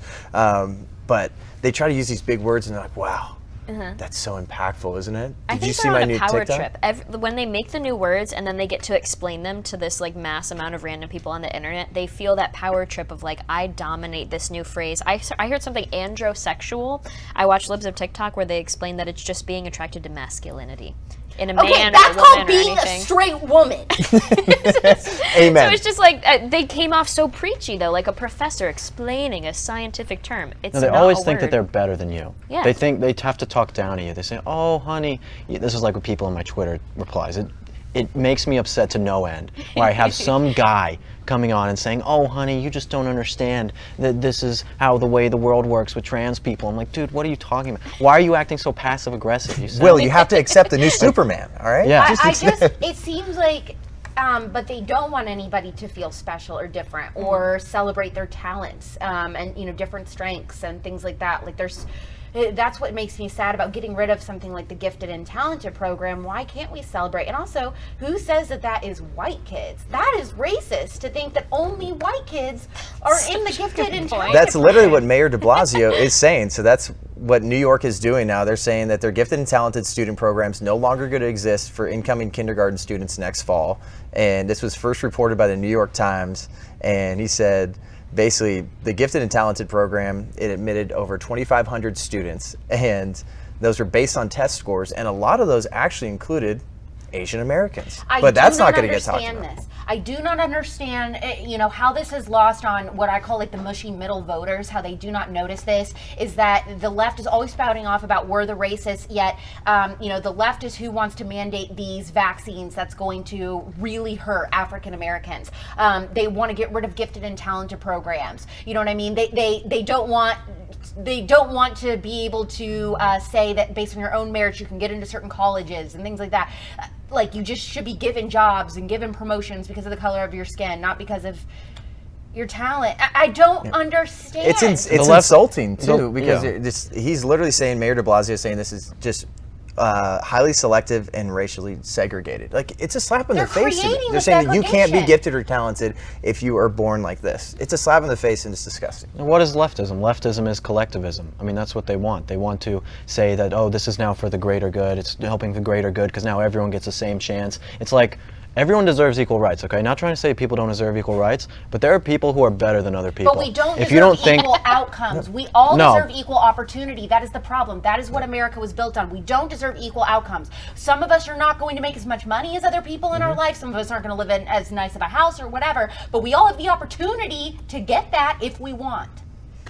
Yeah, and then when you have leaders like this in New York, like, we've had tons of conversations about like you need to leave these cities. What's going on in Los Angeles County? 100%. Like get out of there. I'm leaving. San Francisco, get out of there. New York City, get When out. are you leaving Los Angeles? I'm leaving. Okay, I literally every time I see California stuff, I'm like, and Will's just still in California. I feel Enjoy it. Listen, when are you gonna get out? I like the weather. Hopefully soon.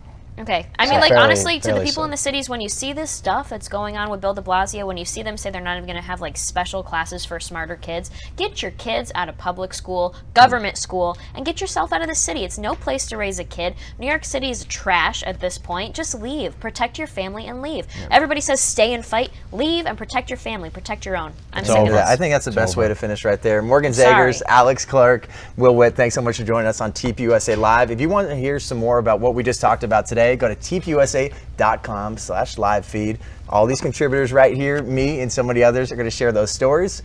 Coming up next, we got Reloaded with Paige Roux, and then right after, Breakaway with yours truly. We'll see you guys tomorrow. Sport.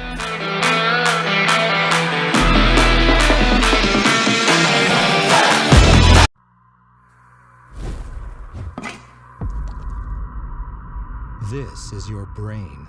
This is your brain on socialism.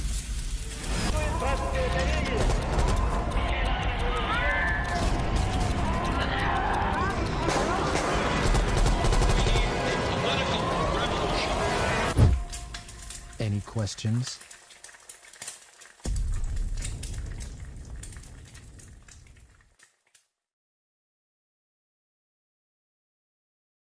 What's up, everybody? Today's a huge day here in the studio. We're going to talk about all things NFL, see how politics is tanking the sports industry in a Go Woke, Go Broke segment. Then I'm sitting down with former police officer and University of Arizona Wildcat, Brandon Tatum.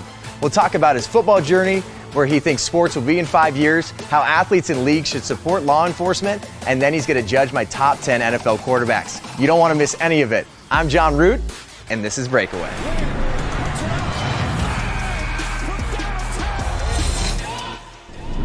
Welcome back to Breakaway. You've probably heard about it by now. Go woke, go broke. That phrase is all over the internet. It's all over broadcasts. And you might be like millions of Americans that stop watching sports. Why? We're going to break down all the numbers and probably give you the reason why you and so many people decided to stop watching these games. So let's start with the NFL. The NFL decided, hey, they're going to put social justice names on the back of their helmets. Let's talk about their viewership numbers. Yeah, the NFL, they took a tumble a little bit, not quite as bad as some of the other leagues, but they still opened last season down 13% on viewers.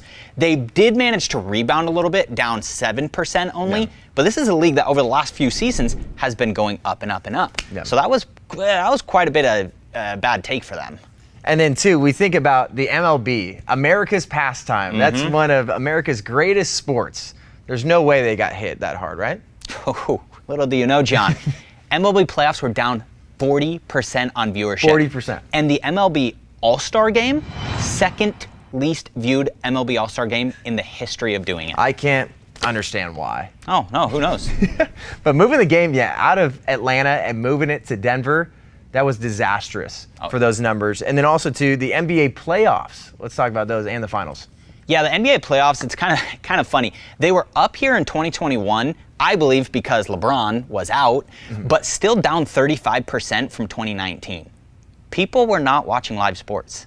Yeah, and then even the NBA finals in this year, I'm really sorry about your Suns. I'm so sorry. I have to bring it up. Oh my I know gosh. you and hundreds of thousands other, maybe even millions of Arizonans were watching the Suns. But from here, they were down in numbers. But when you watch the NBA finals, it's on ABC and it's free.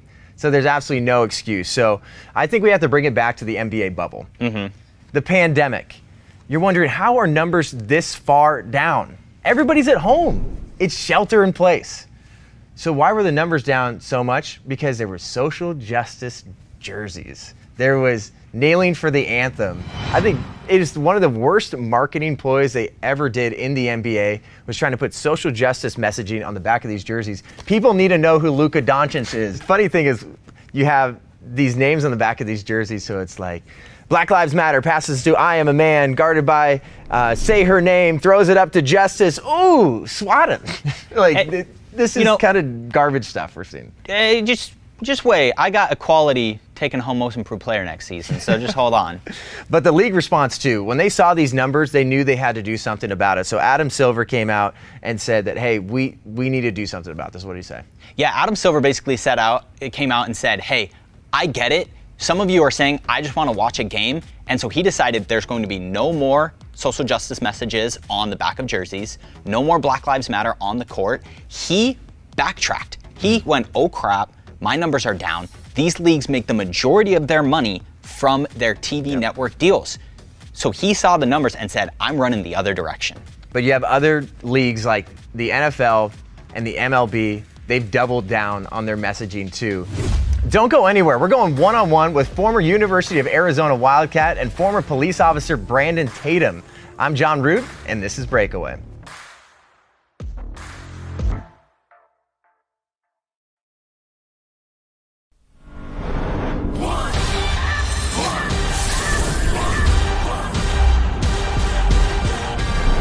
Well, ladies and gentlemen, look who we got here. Former University of Arizona Wildcat, former police officer, actually used to work here at Turning Point as well. Glad you're back in the building. Welcome, Brandon Tatum. Oh, thanks for having me, man. I hope I'm not offending any ASU fans out here. I don't know. No, not at all. But everybody would love to hear your story about getting to Division I football, and then you were an NFL hopeful as well. Can you break that down? Yeah, I was. You know, not meaning to brag on myself, but I was a tremendous athlete in high school. I went to Paul Lawrence Dunbar High School. We had so many athletes. I mean, we had 9 Division I athletes on one team. 4 of us were All-Americans. We had Miami and all the top schools used to come to our practice. Of course. Right in the hood. Yeah. I mean, you know, dodging bullets at our practice. You know, so dodging defender is dodging bullets. Right, exactly. My high school football coach told me to take a look at the University of Arizona, and I believed that God wanted me to go there. So I went to the University of Arizona, and I just never played much, man. And I was in the 2010 NFL draft. I didn't get drafted, and I was heartbroken. But I think God had a better plan for me. Yeah, I mean, you've made just incredible impact, you know, being a police officer and being a political commentator. For you, did you see this woke culture and leftist ideologies getting ingrained in sports? Did you see that coming, or did you get blindsided? No, I'm completely blindsided. I never in my life thought that they would be as woke as they are today. When we were playing sports, I mean, if you had a microphone in the locker room, I mean, everybody would be banned. Yeah. You know, everybody would be banned from social media. Oh, yeah. We joked, we hot-sided. It was racial. You know, we had a good time. We loved each other. We competed together. I mean, it was a tremendous experience. And now, I mean, they so woke, man. I don't even understand how they compete, how black and white players even compete today, or if you're a Trump supporter or not. Yeah. How are you even on the same team? You know, and it's very shocking and troubling. And I'm saddened. And I think it's going to destroy sports to a certain degree. And then, too, you made some incredible impact, too, when you talked about Colin Kaepernick kneeling. Oh, yeah. So I know you went viral with a lot of those comments. So looking back now, do you feel like you were able to really hit all the points you wanted to? Well, at the time, you know, I was fed up. You know, I had watched these crybaby athletes out here complaining about things and not being grateful and understanding that they're playing a game. They're getting paid millions of dollars to have fun every day. And I compared that to being a police officer. When I was a cop, our game was life and death. When you lose as a police officer, you're dead, and your family have to suffer the loss of a great individual. So I was fed up. Went to my car, made the video, and I'm incredibly, you know, disappointed in people like, you know, Colin Kaepernick and those individuals who live the American dream yet disrespect the American flag and the anthem. And so he was taking a knee, in my opinion, to protest the fact that he had lost his job to a white quarterback. And he wanted the limelight again, of course. Of course he did. You know, think about this for a minute. He never complained. He never was an activist, even in college. He wasn't an activist. He wasn't an activist when he was playing, when he was starting, when everybody was thinking he was going to win the Super Bowl. Only when he was on the bench, he did those things. So that's why I came out against him to set the record straight. Well, did you stop watching? Because I know we just talked about go woke, go broke. Because I know for me, I've loved sports. Yeah. I wasn't a stud like you. I played Division II. But there was times where I'm like, I don't know if I even want to watch sports right now.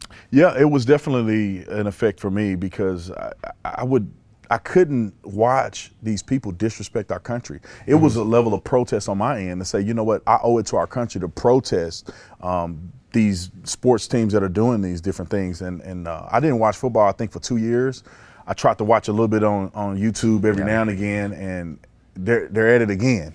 Yeah. You know, with all of this Black Lives Matter, and it's like, I don't want to watch your activism. I want to see you throw the ball to that guy and him get knocked unconscious. That's what I want to see. Yeah, of course. You know, and if you're not doing that, then why am I watching? Yeah. I could go watch another sport. So it definitely took a hit for me, man. I'm forever scarred at the NFL for that, because I really honored those players and I thought that they were great leaders. And now you realize that they're just dumb. They're just about as dumb as they come. Some of them, not all of them. And their wokeness is apparent. In there, you feel like just media needs to change too? And like, how do we push back against that? Yeah, you know, right now, I think there's going to have to be a pushback directly, meaning that the more woke they go, the more we need media to counter the wokeness. Yeah. You know, I would love to talk about sports because I think that's incredibly important, and I think people want to hear that. However, you know, some of the things that they throw out needs to be countered. And we're seeing inside of sports too, there's such a racial divide, and there's also such a villainization of police officers, law enforcement, and a lot of first responders. So yourself as a former police officer, when you hear someone like LeBron said, black people are getting hunted every single day. If you were sitting with him right here, right now, you had a couple minutes with him, what would you say? Before or after I slap him a couple times? No, I'm just joking. I don't believe in violence unnecessarily. But, you know, I think if he wanted to have a candid conversation and keep it 100, I say, you know what, LeBron, you have an incredible following. You have incredible influence. Dude, you could be one of the premier athletes ever. You know, I don't consider him that way because he's so woke and he whack half of the time and he jumps into politics and he shouldn't. However, dude, you can be excellent. You know, you can be like Mike. You know, can you? No one's saying be like Braun. Right. That's the thing too. No, because he's too weak. He's wimpish. You know, you watch him in the game. He foul. This is the biggest, strongest dude out there, and he fall on the ground and crying. Walking in with 5 minutes left in the game, dude, you'll never be like Mike. However, if you want to set the record straight, then I think you should be more informed. You know, inform yourself on these things. Don't try to be so woke and out-woke the next man. Go do a ride-along with the police department. It was a police officer in L.A. that said, hey, I'll take you up. I'll offer you up. Come train with us. Come see what it's like to be a police officer. I would tell LeBron James, take that and go do that. That's what a real leader would do. And then once you've experienced it through a ride-along, once you've gone through training, once you've gotten some perspective of law enforcement, then make commentary about certain elements that you believe that you're passionate about. But don't lie to people. You live in a multi-million-dollar facility. It's not even a house. This is a facility you live in. You live probably it has a gate on it, on acreage, and you probably live off a private road. Brother, when you walk out of your house, nobody sees you. You know what I'm saying? But your millionaire neighbors, potentially. You're not walking out of the house in fear of police officers. LeBron James, how many times have you been ticketed and pulled over? Probably, they will never give LeBron James a ticket, especially not in the hometown where you're playing ball at. So don't lie. Keep it 100, keep it real, and I think you can, you know, you can be like Mike. And we're going to get your take on some of my top 10 QBs heading into the NFL season in just a second. But I have to know, who do you think's going to win the NFL Super Bowl this year? I was almost at the Patriots. Tom Brady. That's what I'm saying. Tom, whatever he's at, they're probably going to win. The Buccaneers have an incredible team, man. Their defense is lights out. They got everybody coming back too. Everybody. Most of them are coming back. As a Falcons fan, I'm just kind of disappointed. They may make it to the playoffs, but I don't think so. That would be a miracle. Yeah, they ain't gonna make it to the Super Bowl. But I think that, you know, Tom Brady is an incredible leader, man. Even his lighthearted comments he made about, you know, at that speech that he had with Joe Biden when they were invited to the White House. I mean, it kind of shows his impartial leadership, you know? He can still make fun and not get in too deep into politics and get into his own beliefs. He can still be lighthearted and lead his team in the right direction and in a partial way.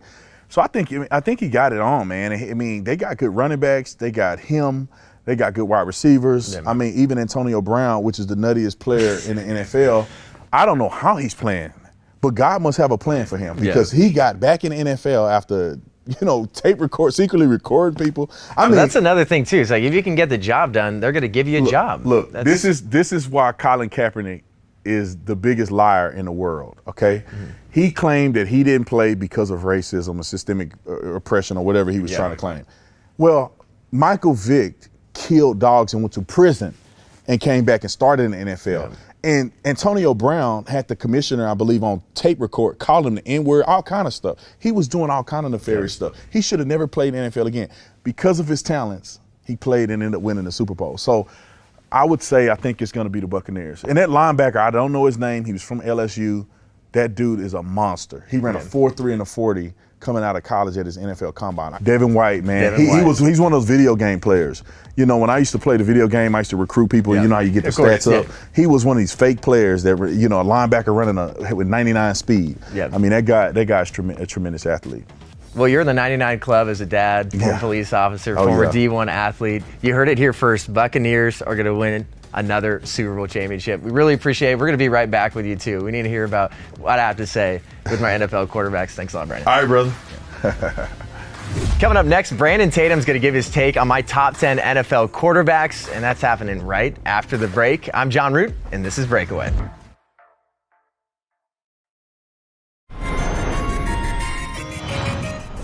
Well, the NFL season is upon us, and I got to break down my top 10 gunslingers in the league. Brandon is back. What's up, Brian Farnsworth? Producer Brian's here, too. So good to be here. I'm going to start with number one. Seriously, give me your unfiltered take on all this. So, but I will tell you this right now, it is the best top 10 you'll ever see. Number one, we're starting with Patrick Mahomes. No doubt the most talented quarterback in the league right now.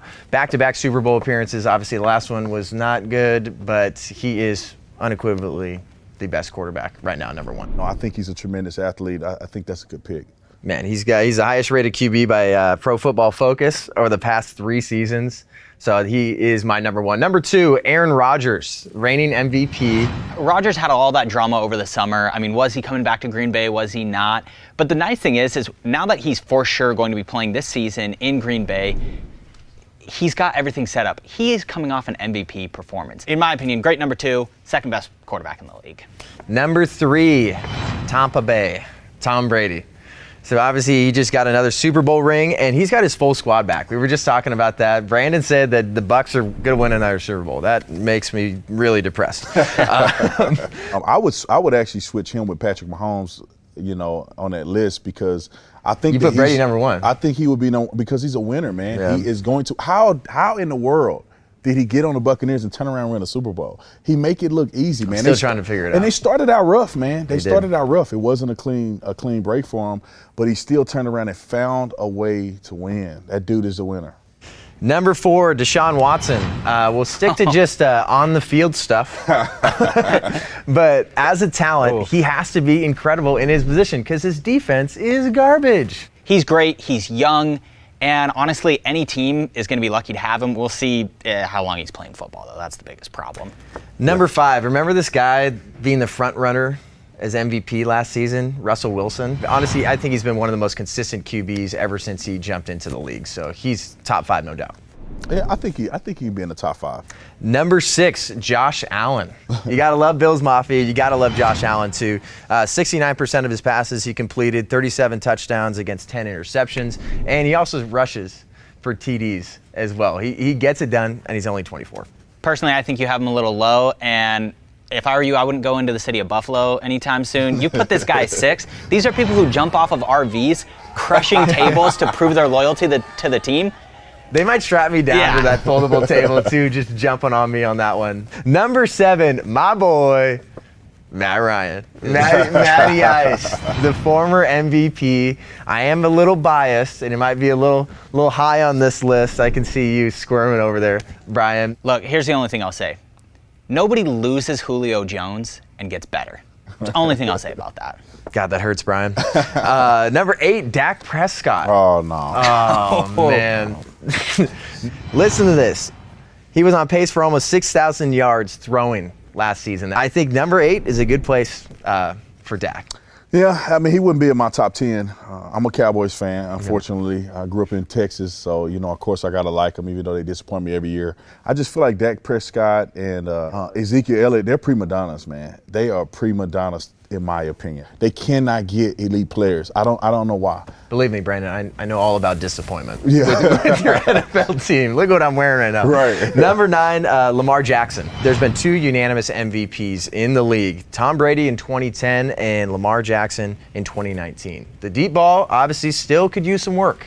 That's for sure, but he gets it done with his feet, and I think he's one of those guys, too, that he finds ways to win games, too, on his own. So I think when we're talking about just from an individual standpoint, Lamar Jackson is one of the most fun players to watch, and the way he leads that team, too, he's dangerous with the ball in his hands. Yeah, he's the most dynamic quarterback. I mean, Michael Vick was the one, right? Nobody's going to be another Michael Vick, but I think that he is better than Michael Vick. When I saw him in college, I said, man, this guy is like a Michael Vick, but bigger. He can throw better, and he's more agile. I mean, that guy is an incredible athlete. He probably can play every position on the field. So, I mean, I would rank him a lot higher. I think his potential is much greater.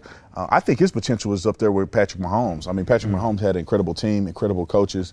But, you know, this young man that you just brought up is an incredible athlete. And if he get the right amount of teammates around him, a little bit more maturity, I mean, he's going to be probably at the top of that list. Number 10, Matthew Stafford. He has been in such a crap hole in Detroit, and it has just been a terrible place for him, and it's been an absolute waste. I think he can do everything all these guys in the top 10 can do, but he hasn't been able to show it off in Detroit since he just got picked up by the Rams. I think he's going to have a chance to really shine like he's never had a chance before. So that's why I think he cracks the top 10. And then even after this season, and we do this again, and we're running him back at TPUSA HQ, I think he'll be moving up quite a few slots after the season. I would have put Kyler Murray there at 10, but obviously I'm a Cardinals fan. I'm a little biased. I love a little Mighty Mouse. When he's running out there, it's insane. But all I can say about Matt Stafford, I am not looking forward to the Cardinals playing him twice this year. Every time Cardinals play the Lions, he would find a way to do some sort of last-second touchdown to either tie it up, send us into overtime. It just makes me sick. He's a great quarterback. He's such a gritty player, too. He's someone that you want to root for consistently, too. He just gets it done. So that is my top 10 NFL quarterbacks of the season. You guys are a little iffy on some of those. Okay. Yeah, you got a C+. C+.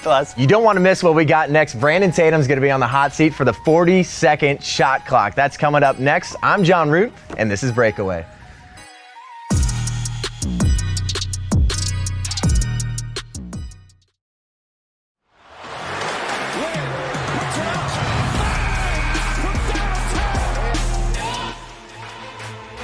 This is the 40-second shot clock. Brandon, you are on the clock. Rapid fire questions. Start out with this. Favorite player of all time? Michael Jordan. As a kid, what did you want to be when you grew up? I wanted to be like Michael Jordan. What number did you wear in college? 34. It's the greatest sports movie of all time. I forget the movie with Michael Jordan in it. What is it? Space Jam? Space Jam. There you go. A lot of Michael Jordan. Least favorite player of all time? Tony Romo. Oh, which president in American history would be the worst pro athlete? Joe Biden. You get 5 swings of the plate against Shohei Ohtani. Are you making contact? Of course. I'm a beast. Last question. Hottest sports take? LeBron James should never be in the Hall of Fame. Oh, that's fire. And I think we just hit the buzzer. Yeah, that's a great way to end it.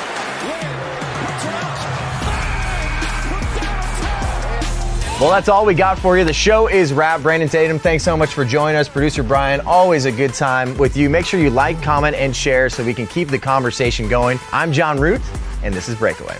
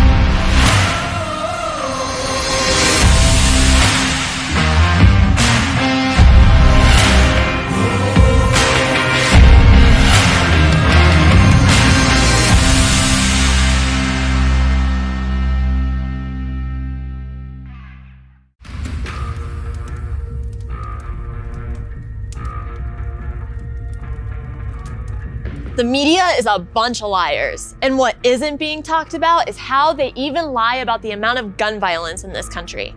Why?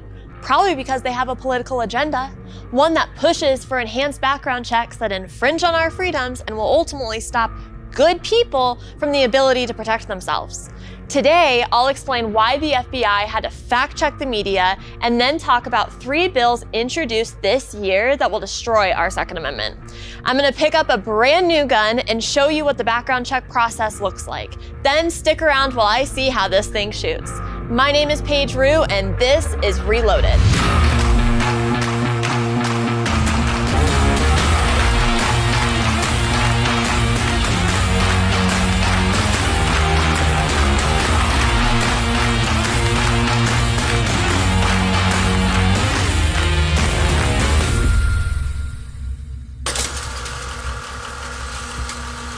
The left has introduced a handful of bills that, if passed, will change how, when, and if you can own a firearm. And in fact, 3 are making their way through Congress right now. The media fronts that passing these bills will fix the system and decrease the gun violence problem we have in this country. But who's creating the narrative that we have a gun violence problem? The media.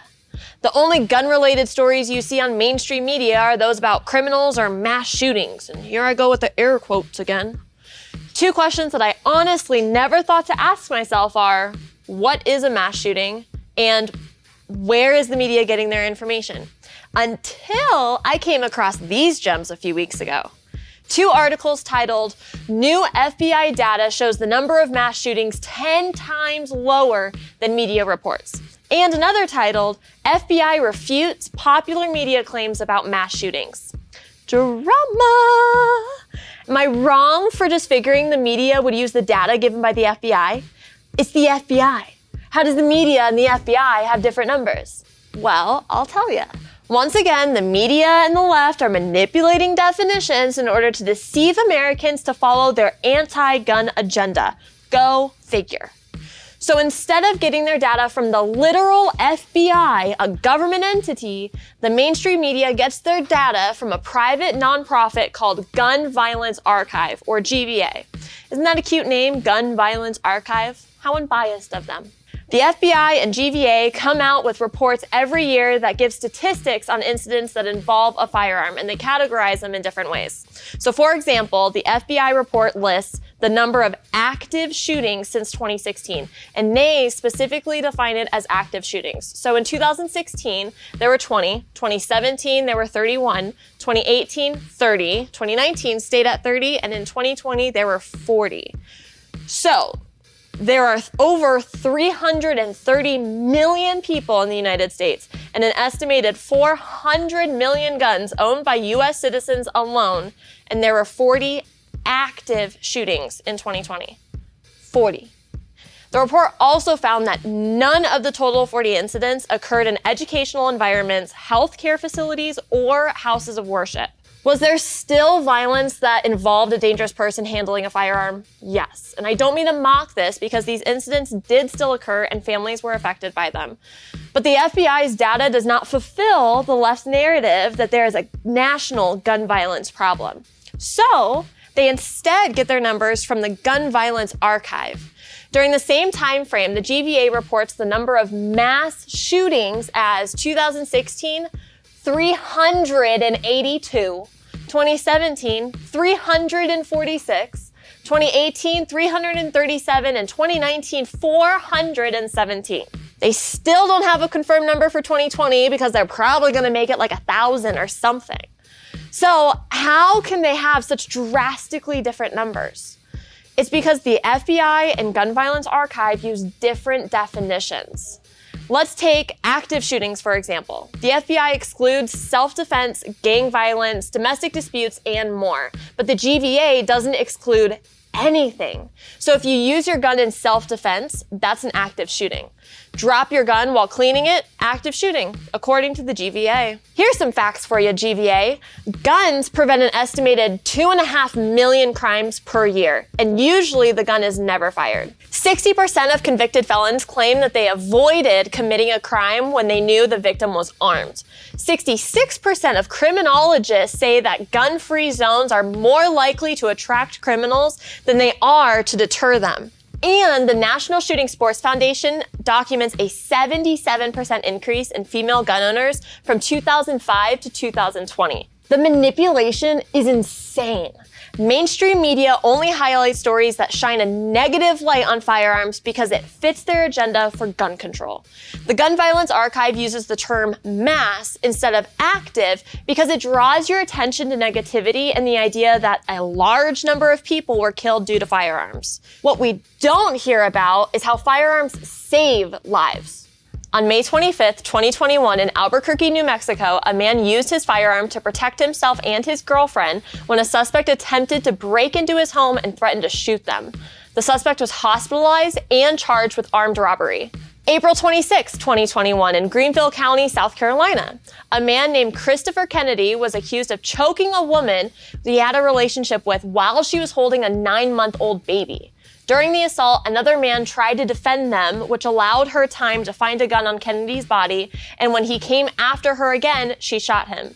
The shooting was seen as an act of self-defense, and Kennedy was charged. May 26, 2021, in Ogden, Utah, police arrested a man after he attempted to kidnap an 11-year-old girl from the Lincoln Elementary School playground. A school employee who is licensed to carry on school grounds intervened by confronting the man and was able to get the young girl to safety. Stories like these will never hit mainstream media because they don't support the narrative that guns are bad. Meet me at the range for some dry fire tips and how to get the most out of your range time. My name is Paige Roux, and this is Reloaded.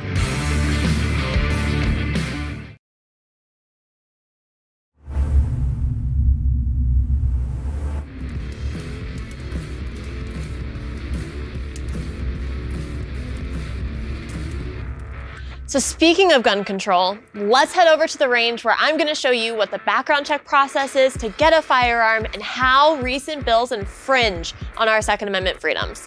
Let's go. Welcome back. We're here at Shooter's World where I'm kind of going to do a double whammy. I have a brand new gun that was just delivered and I need to fill out paperwork and go through the background check process to take it home. And I thought I would just take you along with me. This is a brand new gun from Springfield Armory called the Emissary. It was released on July 28th of this year, and it's not a gun that I would honestly normally purchase, but Springfield sent it to me, and I thought I'd try it out to expand my horizons.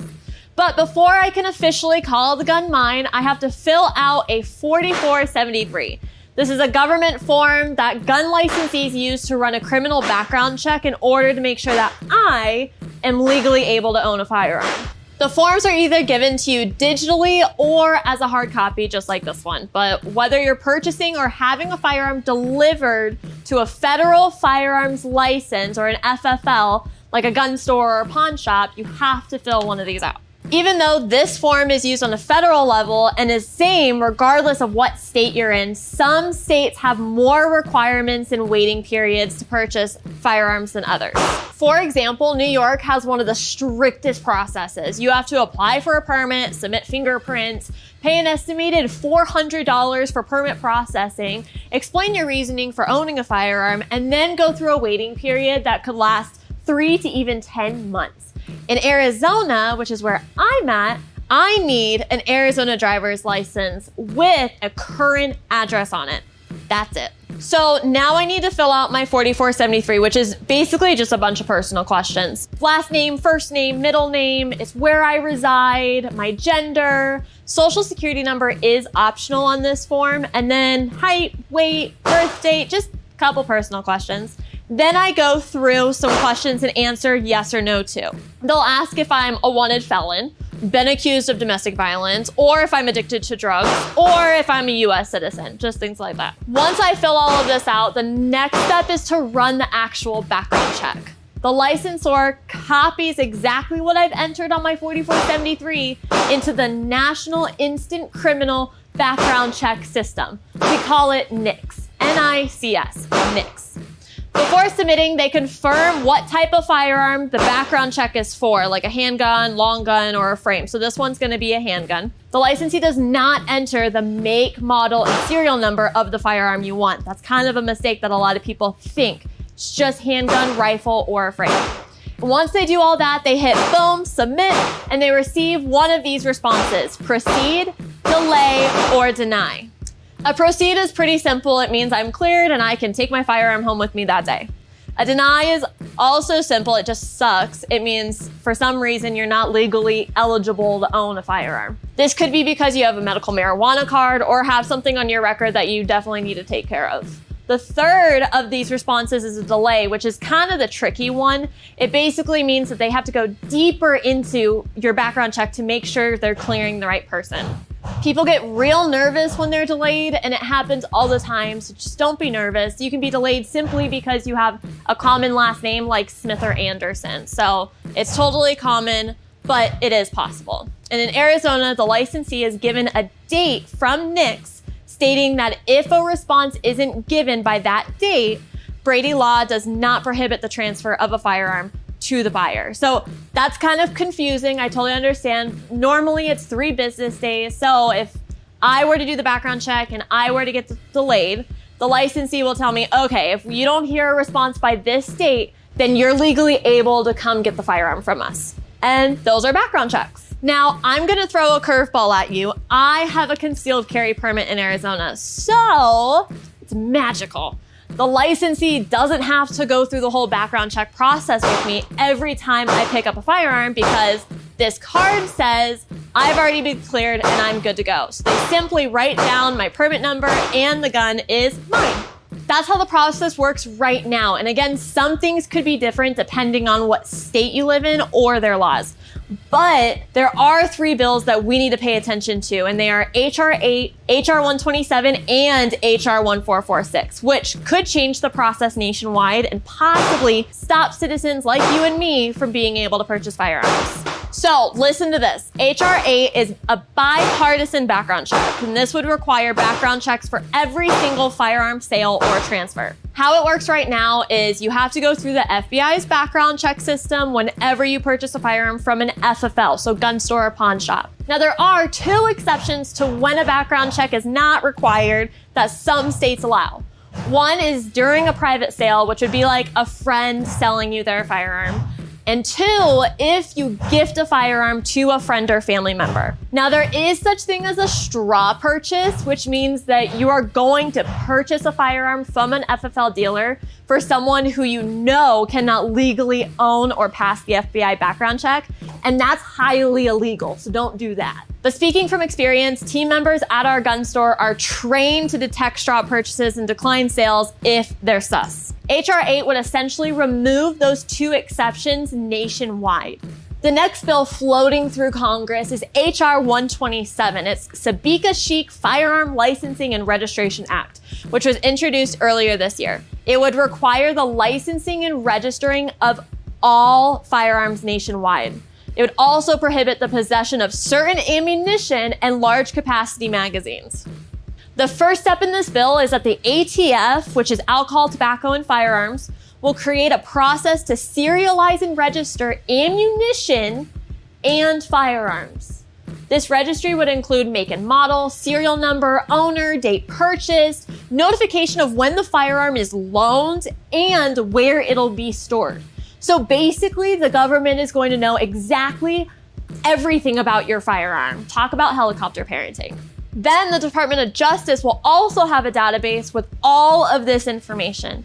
And on top of this, if this bill is passed, it would require a minimum age of 21 years to own a gun, a NICS background check, 24-hour training course, insurance, and personal references to prove your competence. That's a lot. If this were passed, I wouldn't meet all of the requirements to take my gun home with me today. The last bill that would affect how citizens obtain firearms is HR 1446, which is enhanced background checks. The goal of this bill is to strengthen the background check procedure. So remember how I talked about the 3 responses: proceed, delay, and deny?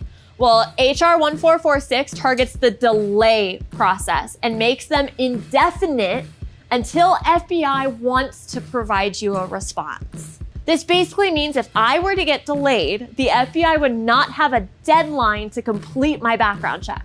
According to this bill, after a certain amount of time, you, the buyer, are then able to send an appeal to plead your case as to why you should be approved for a firearm.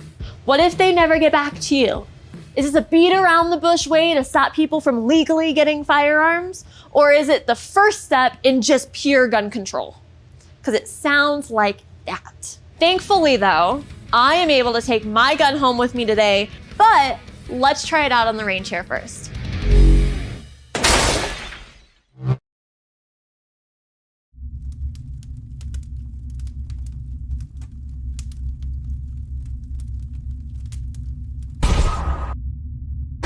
So we're mixing it up a little bit this week. Instead of a tip, I'm gonna show you my new gun. This is a brand new Springfield Armory 1911 Emissary. So I've been pronouncing this thing wrong the entire time. At first, I thought it was a missionary, and then I thought it was emissary, but then I figured out that it's called emissary. And this means a person sent on a special mission, AKA me. It's super fitting because it's definitely James Bond-like. And some features of this gun, it's a 1911 platform. It's chambered in 45 ACP. Comes with a couple magazines, and the magazines hold 8 with 1 in the chamber.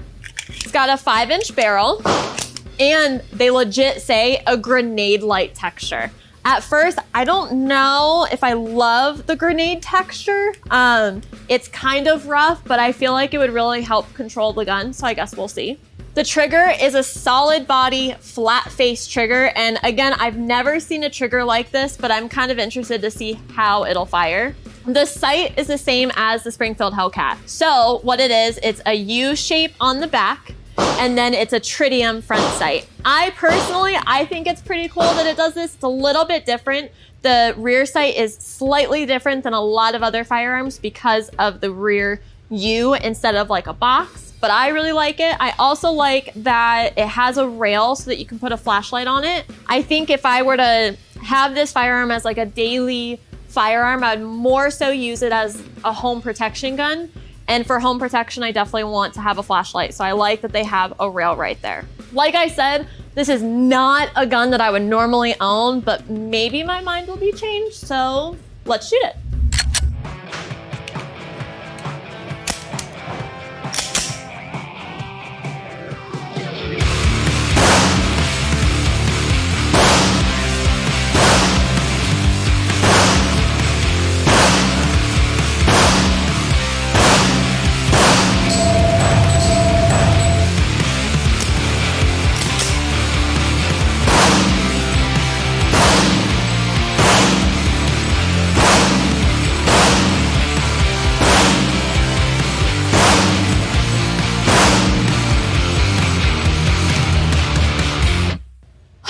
Okay, so this is my first 45 ACP that I've ever owned. I really enjoyed it. I don't know, I couldn't carry this as like my personal protection firearm that I carry every day because it's so heavy. While I was shooting, it did get a little heavy, but I am glad that the barrel is 5 inches because it made it a lot more smooth because that barrel was a little bit longer. I did like the grenade-like texture, surprisingly. It was very James Bond-like. I had like little grooves in my hand by the time I was done shooting just for holding on to the gun, but it helped me and I felt like my hand wasn't sliding off the entire time, which was really nice. They also talked about that there's a tri-top slide, meaning that there's like different colors and serrations on here. So with the light reflecting, if you're shooting outside or in the desert, it's not gonna reflect and glare in order to line up your front sight and find that tritium front sight. So I also liked that. I didn't experience that as much because I'm shooting indoors, but if I were to shoot outdoors, I think that would be really helpful. The trigger was surprisingly nice. It was a very light trigger, actually.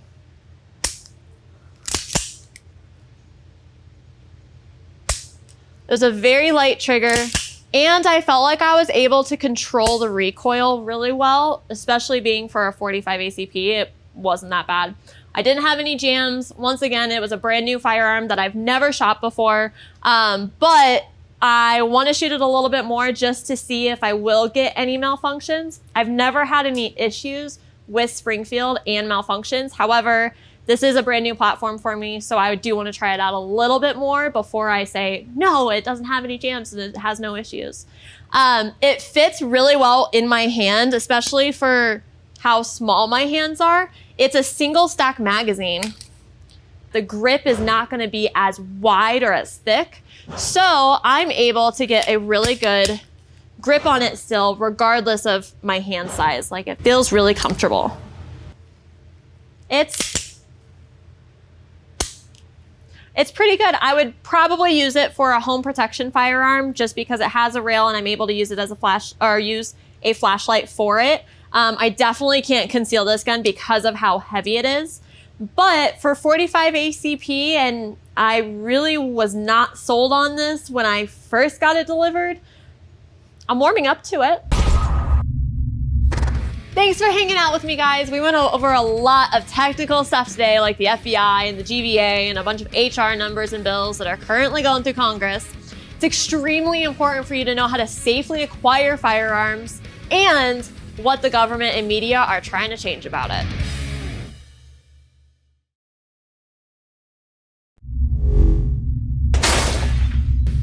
Tune in next week to discuss one of the most fundamental essentials for gun owners: concealed carry.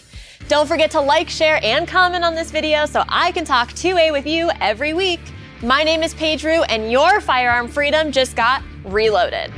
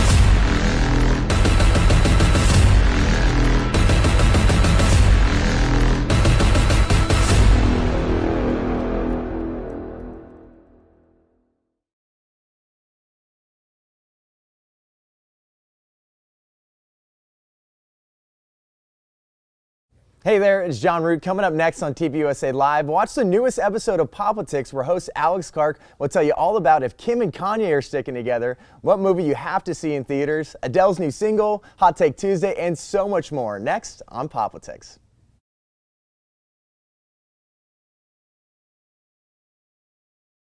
Hey, we got the accent challenge. Southwest today, from West 10. Alright, number 1, we got Beanie. Number 2, we got Heat. Number 3, we got It. Number 4, we got Beat. Number 5, we got Number 6, we got Cheat. I think that may be my favorite episode opener ever. And I'm going to begin. Just hits different. How about you? New movie alert. This one is starring Aunt Lydia from The Handmaid's Tale, and it just came out on Friday. The juiciest parts of Adele's British Vogue interview, Kim and Kanye are not over, and one of the fattest Hot Take Tuesdays we've had in a long time. You might even call it Fat Tuesday. I'm Alex Clark, and this is POPlitics.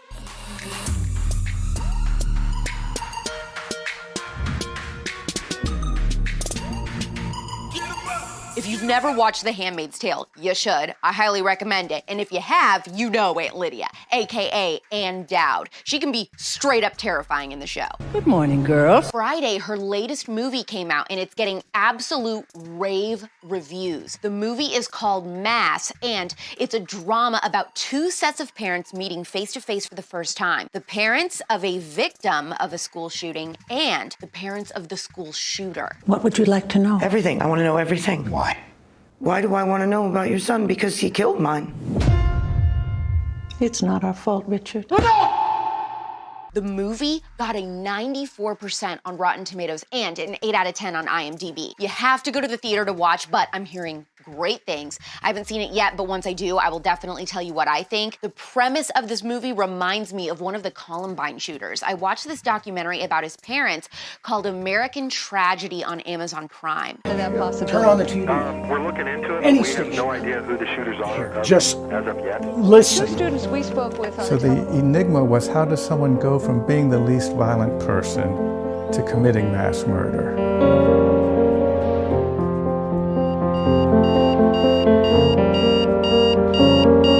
You know, it would take years for me to put all this together to understand really what happened.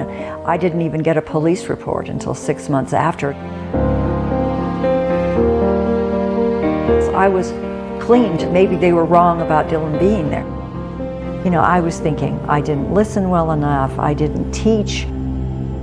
It's amazing how much people got wrong about Columbine. That's when things started to feel more like a suicide picture than just a murderer. I always think about the parents in these situations. Are they shocked their kid turned out this way? I know parents love their kids unconditionally, but what does it look like to love them when they've done something this terrible? In this case, Sue Klebold says they had a completely normal, stable family. Her son Dylan just went off the deep end after hanging out with weird people. What's sad is no one wants to be with those families when they're grieving the loss of their son. No one wants to bring them casseroles, you know what I mean? Deep thoughts to start the week off, I know, but wouldn't it be off-brand if I didn't do that? Why so serious? Hello, it's me. Hello, it's me. Actually, it's not me. It's Adele, serving up a new Adele single this Friday. I asked my friends in radio about it because radio people always get to hear her songs first, and my friend said it is just as incredible as you think it would be and that we will definitely need tissues. I'm blindsided, actually. She told British Vogue that Easy on Me was the first song I wrote for the album, and then I didn't write anything else for 6 months after because I was like, okay, well, I've said it all. Oh, there's just nothing left to do but go to a bar and get drunk, I guess. She said the purpose of the album, whose name we don't know yet, but I'm guessing is 30, is to answer her 8-year-old son's questions about why mom and dad got divorced. She said, my son has had a lot of questions, really good questions, really innocent questions that I just don't have an answer for, such as, why can't you still live together? I just felt like I wanted to explain to him through this record when he's in his 20s or 30s who I am and why I voluntarily chose to dismantle his entire life in the pursuit of my own happiness. It made him really unhappy sometimes, and that's a real wound for me that I don't know if I'll ever be able to heal. That's your father talking. That is your disgusting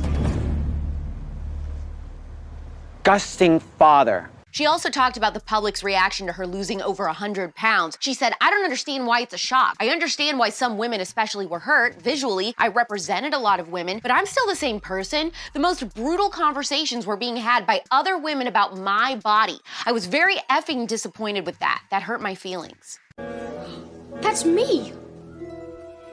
I'm skinny.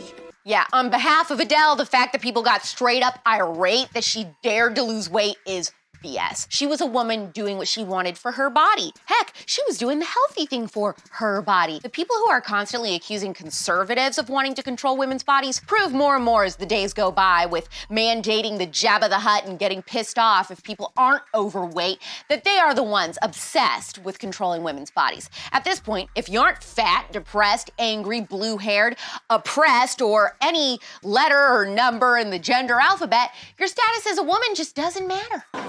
What kind of hell am I in right now? I still think Kim and Kanye might be staying together. TMZ is even reporting that they're allegedly working on their relationship and their divorce is not a done deal. It's called the Yeezy effect. Kim probably saw who her options were in the dating world and thought, you know what? Better not.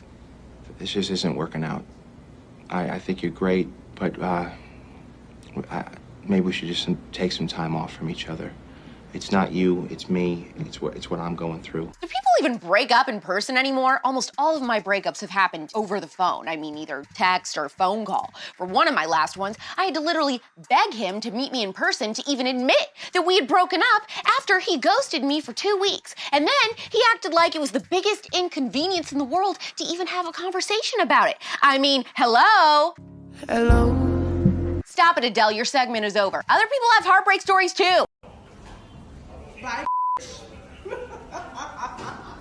Have you ever thought about what it's like for the people who have had to watch child pornography to catch the bad guys? Or those who hear stories of horrific child abuse and help those children learn how to testify in court? Do you know the sneaky ways that pedophiles groom your children on Instagram? What about someone who has worked closely with the FBI for years? Do they really think that they're not a completely compromised agency at this point? In my latest episode of The Spillover, I talk to Best Case, Worst Case podcast co-host and former state and federal prosecutor Francis Nancy Hakes to discuss all of this and more. Plus, a lot of you wanted me to explain more about what it's like being a CASA volunteer to abuse kids in foster care, so I also explained that because I just got my first case here in Arizona where I live. Subscribe to The Spillover on Apple Podcasts and Spotify to listen. Leave a 5-star review afterwards and tell me what you think of the podcast so far. I'm doing it right now. Move over, Taco Tuesday. The best part about Tuesdays is you get a bunch of spicy stories in a rapid fire. I don't know why I'm talking in a southern accent, but it's Hot Take Tuesday time. Hot Take Tuesday. This is hysterical. Bald guys who look like Gabby Petito's fugitive boyfriend, Brian Laundrie, are wearing shirts that say, "I'm just bald, I'm not Brian Laundrie," when they're out in public. Whoever thought of this had a great idea, because I really am on hyper alert every time I see a bald person right now. Ah, there he is! I was at a bar with some friends, and a bunch of people kept coming up to me and asking if I was Brian Laundrie. Some seemed to be joking about it, and some were very serious. And I was like, I have no idea who you're talking about.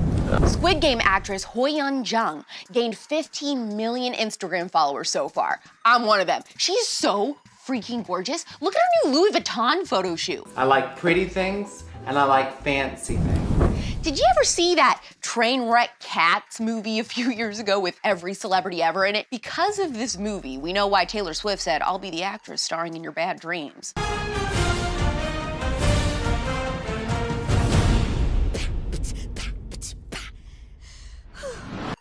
It was so bad. In fact, in contrast to that movie Mass I told you about earlier, Cats only got a 20% on Rotten Tomatoes and a 2.5 on IMDb. Oh, well, that's embarrassing. So the OG director of the play, Andrew Lloyd Webber, bought a dog instead of a cat because the film was so awful. Really quick, but I thought this was so adorable. Tim McGraw made a reel telling the story of how he proposed to Faith Hill, and it's just so iconic. How I proposed to Faith, we had dated for a while. I actually asked her to marry me quite a few times. Like, she kept saying no. She said, "I'm not going to get involved with another country singer. It's just not going to work out." We were somewhere playing this big outdoor festival, and they had these trailer houses set up. I'm getting ready to go on stage, and I had this sort of case that had this big mirror in it. She's standing there, and we're talking, and I said, "Look, let's get married." And she says, "You're asking me to marry you at a country music festival in a trailer house?" And I said, "Well, it's pretty apropos if you think about it." She goes, "Are you serious?" I said, "Well, yeah, I'm serious." And then they called me and I had to go to stage. I went to stage and did the show, and then I came off the stage and went back into my dressing room, and Faith wasn't there, but I looked at the mirror. In lipstick, it said, "Yes, I'm going to be your wife." And we still have that mirror, and it was best day of my life, that's for sure. They are definitely libs to the max, but are still one of Hollywood's iconic couples, so I respect them. I mean, they've been married for so long. Anytime a marriage in Hollywood lasts more than 72 days, I'm like, maybe this is serious. From the first moment I met you, your arrogance and conceit, your selfish disdain for the feelings of others made me realize that you were the last man in the world I could ever be prevailed upon to marry. Heart this episode and then tell me in the comments what your top 3 favorite podcasts are right now, and which Chihuahua at the beginning was you. DM this episode to someone who owns a Chihuahua, and pretty please with the cherry on top, hit the save button to help us out. We're back tomorrow at 4 p.m. Eastern, 1 p.m. Pacific. Since this is the first show of the week, your life advice is cut up a strawberry, lemon, and basil leaves and put it in your water. It will make you put down your juice to drink way more water throughout the day. It's pop culture without the propaganda every single day. I'm Alex Clark, and this is POPlitics. Support POPlitics, the first ever conservative pop culture daily show, by subscribing to our channel, turning on notifications, and of course, hitting the thumbs up. Also, our main home is on Instagram. Seriously, just trust me, that's where the real magic happens. Follow us there at POPlitics.